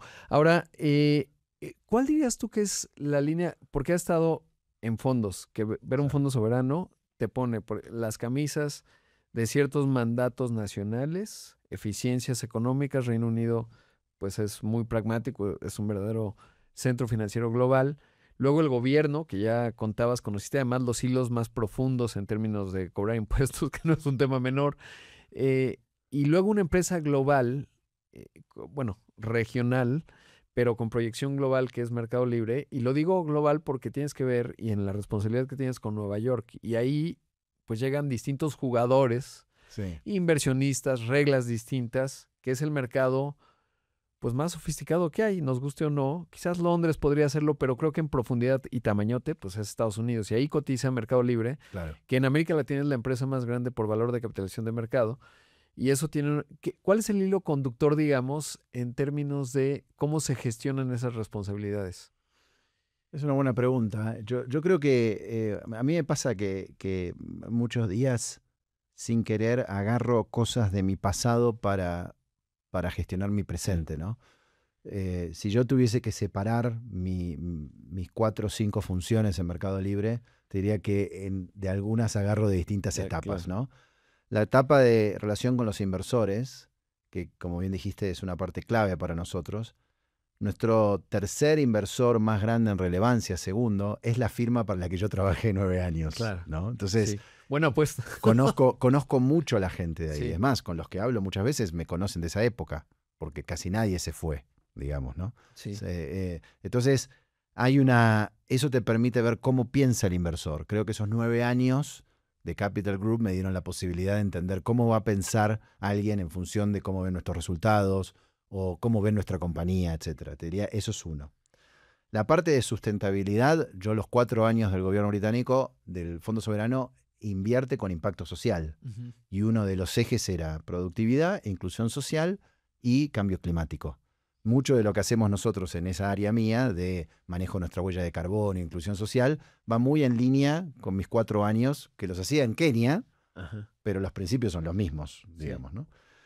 Y después te diría que la parte de desarrollo corporativo, que son todos los deals que hacemos, inversiones, compras de empresas, etcétera, ahí saco muchísimo de todo lo que he visto de fondos comprando compañías. Yo he invertido durante 20 años, entonces eso me ha permitido ver hoy con un ojo crítico lo que hacemos, digamos, ¿no? Te diría que la parte gubernamental viene arriba de entender, sobre todo cuando estoy en conversaciones que tal vez no son de mi área, pero son conversaciones a nivel de management, de reguladores, entender cómo piensa el regulador, los incentivos, cómo piensa el gobierno, que te da un insight por haber estado ahí, que tal vez a otro no se le ocurre. Digamos, Oye, ¿no? ¿y cómo ves la sostenibilidad? Porque de repente lo que está ocurriendo en Estados Unidos y las empresas que cotizan en Estados Unidos es que el énfasis empieza a cambiar. Cambiamos de un mundo que le ponía mucho énfasis al tema de sostenibilidad y con Donald Trump eso se mueve en una esfera que pertenece a un cierto sesgo que no nos interesa tanto hoy, pero al mismo tiempo el cambio climático hoy está ahí enfrente. Y es complejo porque pues tienes una empresa pública que tiene que tener ese canal, pero hoy ese canal está deslucido, diría yo, por lo menos a ojos del nuevo orden económico que predomina en Estados Unidos. ¿Cómo es Sí, eso? primero, lamentablemente en toda esta discusión se mezclaron todas las cosas, ¿no? Porque se mezcló todas las partes de diversidad, de integración con la parte climática. Y es como Sí. toda una especie de una misma bolsa, Sí, ¿no? sí. Y realmente son bien diferentes. El problema climático no se fue, digamos, Ahí sigue está. estando, Sí. digamos, ¿no? Lo que cambió tal vez es el énfasis que algunos gobiernos le están poniendo. Nuestra responsabilidad, yo lo miro como que no hay que girarse, no hay que irse el péndulo ni por un lado ni por el otro, hay que mantener un norte. Y eso es lo que me parece que ha hecho muy bien Meli, Mercado Libre. Digo, voy a trabajar sobre mi huella de carbono. Independientemente de si me lo piden, no es que puso un target hacia afuera. Para el año 2030 quiero ser, hay muchos que sobregiraron con eso y después tuvieron que empezar a agarrar Claro. y sacarlo porque no llegaban. Me parece que más allá de decir, hay que hacer las cosas que son, como vos, actor social, el principal de América Latina, tenés un rol en la sociedad y tenés que hacer lo posible para que tu huella de carbono, en este caso, vaya bajando en intensidad, porque como nosotros crecemos 30, 40, 50% año a año, es imposible de que vamos a tener una huella de carbono menor un año que el otro, pero sí por unidad, vamos a decir, Claro. puedes ir bajándola. Y hay millones de cosas para hacer y las estamos haciendo. Los vehículos eléctricos, el tema del reempaque reutilizable, hay un montón de cosas.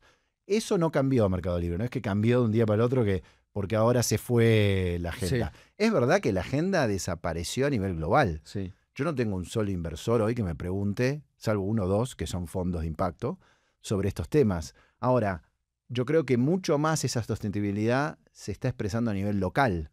A nosotros es muy importante a nivel local, con nuestros centros de distribución, etcétera. Se vuelve mucho más municipal la agenda. Claro. Tal vez no es sexy de decir, hago el reporte global y vamos al COP a presentarlo, etcétera, que se convirtió en toda una especie de show en sí mismo. Sí, sí. Sino que hay un montón de acciones en el día a día, en México, en Brasil, en Colombia, en Argentina, que le cambian la vida a las comunidades donde nosotros estamos, y la idea es que le cambie la comunidad y no arruinar las comunidades en el interín, ¿no? Entonces, eso no le cambió a Mercado Libre, digamos, ¿no? Pero sí que es verdad que la agenda cambió, que ya no es que te preguntan, que lo haces porque te preguntan, digamos, ¿no? Oye, y en relación con inversionistas, ¿son fondos y fondos de pensión también? ¿Te Sí, toca sí, lidiar sí. con eso? Porque son muy distintos. Quiero saber qué ve un fondo, sobre todo porque, o sea, digamos, como tienes la otra, tienes la visibilidad de cómo funciona, es puro dato. Porque a veces, y ahí creo que pueden tener puntos ciegos en términos de potenciales que no alcanzan a ver, porque lo que estás viendo y midiendo es un dato inmediato. Y al mismo tiempo, pues el dato es el dato, ¿no? En términos del performance o el desempeño de una empresa, ¿qué se ve desde la cachucha del fondo? Y sobre todo, cómo alinear, porque pienso que muchos de los que nos están escuchando, pues lo que queremos es cómo logramos que haya capital en México que apoye, digamos, eso que estamos hablando, de detonar ese potencial. ¿Qué es lo que hay que saber comunicarles? ¿Y cuál es el punto ciego de ellos? Porque supongo que hay alguno. Tal cual. Primero, digamos, yendo al ejemplo de África, hablar de fondos es como hablar de África. Sí, Digo, sí. Bueno, sí, no exacto. digo, en el sentido Sí. en que hay de todo. Exacto, ¿no? claro. Entonces, yo digo que uno tiene los accionistas que se merece, digamos, ¿no? Sí. Hay fondos que son muy cortoplacistas, que son puro dato, el próximo trimestre qué ocurre, y toman una posición de corto plazo en la acción, la compran o la venden en función de lo que creen que va a pasar en el corto plazo. Y los famosos hedge funds, y hay un montón de gente que hace muchísima plata tomando esas posiciones de arbitraje entre el valor de algo que debería valer X y vale Y, y que en el corto plazo puede cambiar. Hay un catalizador que sea lo que pueda ocurrir. Esos son una parte de nuestro universo, pero no son lo principal. El principal universo de fondos de inversión que están invertidos en Mercado Libre en nuestra acción son fondos de largo plazo. Gente que ha estado con nosotros, nuestros principales accionistas están con nosotros desde el 2007, el momento que fuimos a bolsa. Sí. Entonces hay gente que ya va para casi 20 años en la acción de Meli. Ahí lo que mira mucha gente, los accionistas más, los inversores de largo plazo miran mucho el equipo. Obviamente tienen una teoría del mundo, de decir, bueno, e-commerce va a seguir penetrando. Tenés que tener una teoría macro, Sí. ¿no? Si estás en un buen sector o mal sector, vos podés tener el mejor equipo en un mal sector. Si estamos en el sector de locomotoras para vapor, va a estar complicado, por más que seamos el mejor, ¿no? Sí. Entonces, primero elegís un sector o tenés una visión del mundo y después de eso eligen cuáles son los equipos que mejor pueden interpretar esa tesis de inversión. Y ahí mira mucho el equipo y mira mucho la cultura. Esta transición que estamos haciendo nosotros de CEO, que lo vamos a hablar, es clave porque mucha gente nos ha mirado y decir, bueno, ¿y cuando el fundador se vaya, qué? Entonces el hecho de que va alguien interno, de que es una transición que se hace cuando todavía Marcos puede estar, Galperín, con nosotros varios años, te demuestra una cierta cultura, un cierto equipo. El hecho del equipo, la gente mira mucho el equipo. Porque después, si tenés bien el equipo y tomas las decisiones bien y estás en el sector correcto, las probabilidades son mayores que te vaya bien. Claro. ¿Y cómo ves la transición? Porque de repente yo desde afuera y como periodista veo, bueno, Marcos se va, todavía es joven. Todavía no se va y no se va a ningún lado. Y no, exacto, porque está hasta, y eso me llamó la atención, hay varias transiciones rápidas y dices, bueno, los siguientes 2 meses ya me fui. Y ahora, pues estamos hablando de casi un año, bueno, hasta enero del 2026, entonces es un periodo largo. Continúa como chairman, ¿no? Sí, exacto, y entonces no está fácil el poder real de quien hizo toda esta historia, y si tiene alguna objeción a mediados del 2026... Bueno, ahí creo que Marcos decía el otro día, como aprendió a ser CEO, va a tener que aprender a ser Executive Chairman. Claro. Pero claramente le va a tener que dar el espacio al nuevo CEO, él es muy consciente de eso. Creo que el hecho de que vienen trabajando juntos hace muchos años, Marcos ya viene en gran parte, por más que se llame CEO, Marcos viene hace varios años teniendo algunos roles más casi de chair, con lo cual Ariel Schaftein, que es el elegido, viene manejando la parte de Mercado Libre, lo que decíamos la parte amarilla, ahora todo es amarillo, pero antes, hasta que Mercado Pago era azul, la parte amarilla del Mercado Libre que la gente compra, toda esa parte a nivel global la manejaba Ariel, la sigue manejando. Con lo cual viene con un grado de autonomía muy fuerte en muchas decisiones que Marcos ya en el día a día no se mete. Y claramente tenemos otro medio año para empezar a hacer el ensayo, digamos, ¿no? Entonces, eso es lo bueno del medio año, que te da la oportunidad de ir ensayando, porque va a haber estas situaciones, es natural. Y ahí es donde se empiezan a definir los parámetros de qué hace el chairman y qué hace el CEO, que van a encontrar... Por eso para mí es muy importante cuando pones a alguien así que tengas mucha confianza. Para mí la clave de Mercado Libre es que la gente confía una en otra en el top management. ¿Por qué? Porque sabés que las cosas que estás haciendo vos, Rodrigo, en tu negocio, que yo no tengo la capacidad de auditar porque no te puedo, son las mejores para la empresa y no para vos, para la empresa. Esa confianza hace que vos llegues a un conflicto, que los conflictos están todos los días, de una forma muy diferente de que si vos no tenés confianza y pensás que vos lo estás haciendo por otras ulteriores motivaciones. Creo que el hecho de que hayan trabajado juntos tantos años ayuda a que este proceso, que no está exento siempre de estas decisiones, tengas confianza. Yo soy muy optimista. La verdad que Marcos lo estudió de izquierda a derecha, imagínate, ¿no? Porque es su legado. Y ha estudiado las transiciones de Apple, de General Electric, de Amazon, etcétera, y de Google. Y creo que por eso él toma este rol ahora, porque obviamente no se va a ningún lado. Él está, pero tiene que empezar a generar ciertas rutinas que le dan ese espacio a Ariel. Y la verdad que yo, si te conoces de mucho tiempo y trabajas bien, no veo por qué no debería funcionar bien. Claro. Ya casi llegando al final, ¿cómo identificas talento? Porque ha estado en muchos momentos, distintas cachuchas, pero ¿cuál es la consistencia? Si tú llevas a alguien cuando estabas en Argentina o cuando estabas en un fondo, ahora que estás en Mercado Libre, ¿cuál es el componente que tú identificas que dices esta persona es valiosa para trabajar? Obvio, mucha parte tiene que ser contextual en términos de si tiene la habilidad y el conocimiento de lo que estás haciendo. Si no sabe de impuestos, si quieres, pues es complicado. Pero ¿cuál sería la constante del talento que has identificado hasta hoy? Yo creo que para mí esa combinación entre agilidad para aprender y hambre, digamos, ¿no? Agilidad para aprender, yo no busco tanto gente que sepa del tema. Te soy sincero, porque a veces es muy específico. Sí. Si yo quiero hoy armar mi equipo de Corporate Development de Mercado Libre, no hay muchas empresas en América Latina de la que pueda sacar. Claro. Es más, puedo hacerlo a nivel global y traemos mucha gente de afuera. Nos hemos constituido en un lugar, no lo digo por mí, pero en general, de muchos latinos volviendo a la región, digamos, ¿no? Como los médicos pakistaníes volviendo a Islamabad. Entonces, el talento lo podemos buscar a nivel global hoy, digamos. Pero mucho es el learning agility. Por más que vengas de otras industrias, tu carrera me demuestra que estuviste en situaciones en las cuales cambiaste y tuviste que adaptarte. Porque una empresa como esta, que vos me decís, ¿qué van a estar haciendo en 5 años? Sí. Te puedo decir la mitad de lo que estamos haciendo. La otra mitad no tengo ni idea, porque está cambiando tanto, que tenés que tener esa capacidad de aprender todo el tiempo y de disfrutar el proceso, porque a todos nos gusta aprender, que te guste estar incómodo, digamos, ¿no? Que es enamorarte del problema, ¿no? Enamorarte del problema y de la sensación de no saber nada. Sí. Y de llegar a la solución. Eso es uno.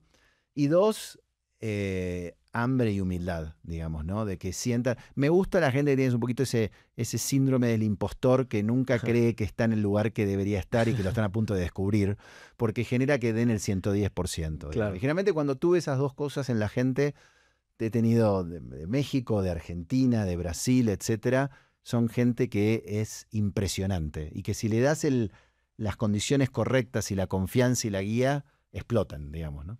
La última pregunta, ¿cómo ves o cuál es tu visión de inteligencia artificial? Y lo digo y lo pregunto, obviamente pues un tema que sigo mucho, pero sobre todo porque sí me parece uno de los cambios más profundos, transversales, que pueden, el equivalente a la electricidad o incluso más, etcétera. Pero ¿cuál es tu visión? ¿Cómo lo estás viendo? No solo desde el punto de vista corporativo o mercado libre, en términos de, pues sí, a lo mejor el comercio es conversacional, el comercio electrónico, tal, sino tu visión en términos de qué momento estamos viviendo y cómo lo ves. Estoy fascinado, te soy sincero. Me parece que los últimos 6, 7 meses han sido, pues bueno, desde el noviembre del 22 con ChatGPT empezamos casi jugando con el tema, ¿no? Decía, mirá, le preguntás tal cosa y te lo dice, casi sin un caso de uso. Y me parece que los últimos 6, 7 meses empieza a cambiarnos la vida en forma real, tangible. Y lo veo como un salto de productividad como humanos, como humanidad, increíble, ¿no? Nuevamente tenemos como cuando pasaron el telar, o digo, hay cosas, o la máquina de vapor. Digo, lo que debe haber sido esos momentos, o fue el momento de internet, o el momento de la electricidad, momentos en que de repente ves que se te abre todo un universo que no sabes muy bien, te da medio miedo, te da de todo, digamos, depende del día, pero realmente estoy fascinado, estoy con mucha obsesión, si querés, de probar, no sentirme... Creo que el gran riesgo de este momento en que uno se sienta que esto no es para mí o esto es muy complicado, estoy fuera de la carrera, etcétera. Y creo que esos sí son los que van a perder. El que va a ganar va a ser el que lo abrace a esto, ¿no? Me acuerdo, hay una historia de cuando se pusieron los telares a vapor, etcétera. Hubo una huelga enorme en Inglaterra, digo. O sea, todos estos procesos traen un momento de cambio muy difícil para todos.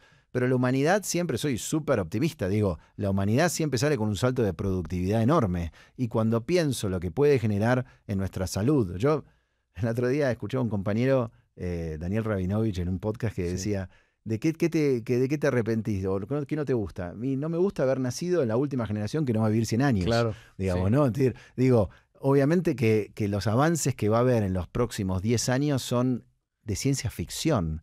Y ahí me parece que ser parte de eso, una vez más, pues me tocó ser de internet en la universidad, es una cosa que antes en el mundo pasaban cada milenio, después cada 500 años, y ahora se están pasando cada 20. Sí, exacto. Entonces estoy, te diría, Rodrigo, fascinado con mucha, casi que no me da el tiempo del físico como para poder absorber todo lo que está ocurriendo. Creo que a nadie. Está muy intenso. Leandro, ¿dónde te pueden encontrar? Quien te quiera contactar, ¿cómo lo hace? En LinkedIn, estoy ahí, encantado. En redes sociales, cuando estuve en el gobierno, me cerré porque me insultaban. Digo, para que me insulten, ya me alcanza. Entonces, tengo mis redes sociales más de Instagram cerradas. Pero en LinkedIn, que hay cierta etiqueta y decoro, exacto. Y la gente se olvidó un poco que estuve en los impuestos, encantado ahí de conectar, posteo bastante de temas de Mercado Libre, de otras cosas, una vez sobre lo que está pasando en el Ártico. Digo, Claro. ahí es la mejor manera de conectar y siempre abierto a conocer gente. La verdad que, sobre todo siendo nuevo en un país, lo muy lindo de estar nuevo en un país es que tenés todo por descubrir. Entonces, cuando me junto con alguien, le digo, me pareció interesante la charla, ¿me presentás a 2 personas? Claro. Y ahí estás armando la red, ¿no? No, la verdad es que extraordinario porque además tienes una visión del mundo muy amplia, es decir, sí que geográficamente has estado en muchos lugares operando y bueno, pues la verdad es que fascinante. Podría quedarme aquí, pero se nos va a acabar la pila de la cámara bastante tiempo y además ya veo algunos que ya están desesperados, así que Sí. Leandro, muchísimas gracias por estar aquí. No, muchas gracias, Rodrigo. Gracias. Pues escríbale a Leandro, contáctelo. La verdad es que es fascinante lo que hemos escuchado. Espero que repitamos en algún momento. Cuando quieras, siempre. Bueno, ya me queda una pregunta pendiente, pero luego la haré. Ahí escuchó usted a Leandro Cuscioli, el vicepresidente senior de Desarrollo Corporativo, Estrategia, Sustentabilidad y Relación con Inversionistas en Mercado Libre. Gracias por estar en este capítulo del Rodcast. Espero que le haya resultado tan fascinante como a mí. Hasta aquí llegamos con nuestro invitado de impacto y su historia de éxito de esta ocasión. Hasta la próxima. Esta es una producción de Excelsior Podcast. Derechos reservados. México 2025.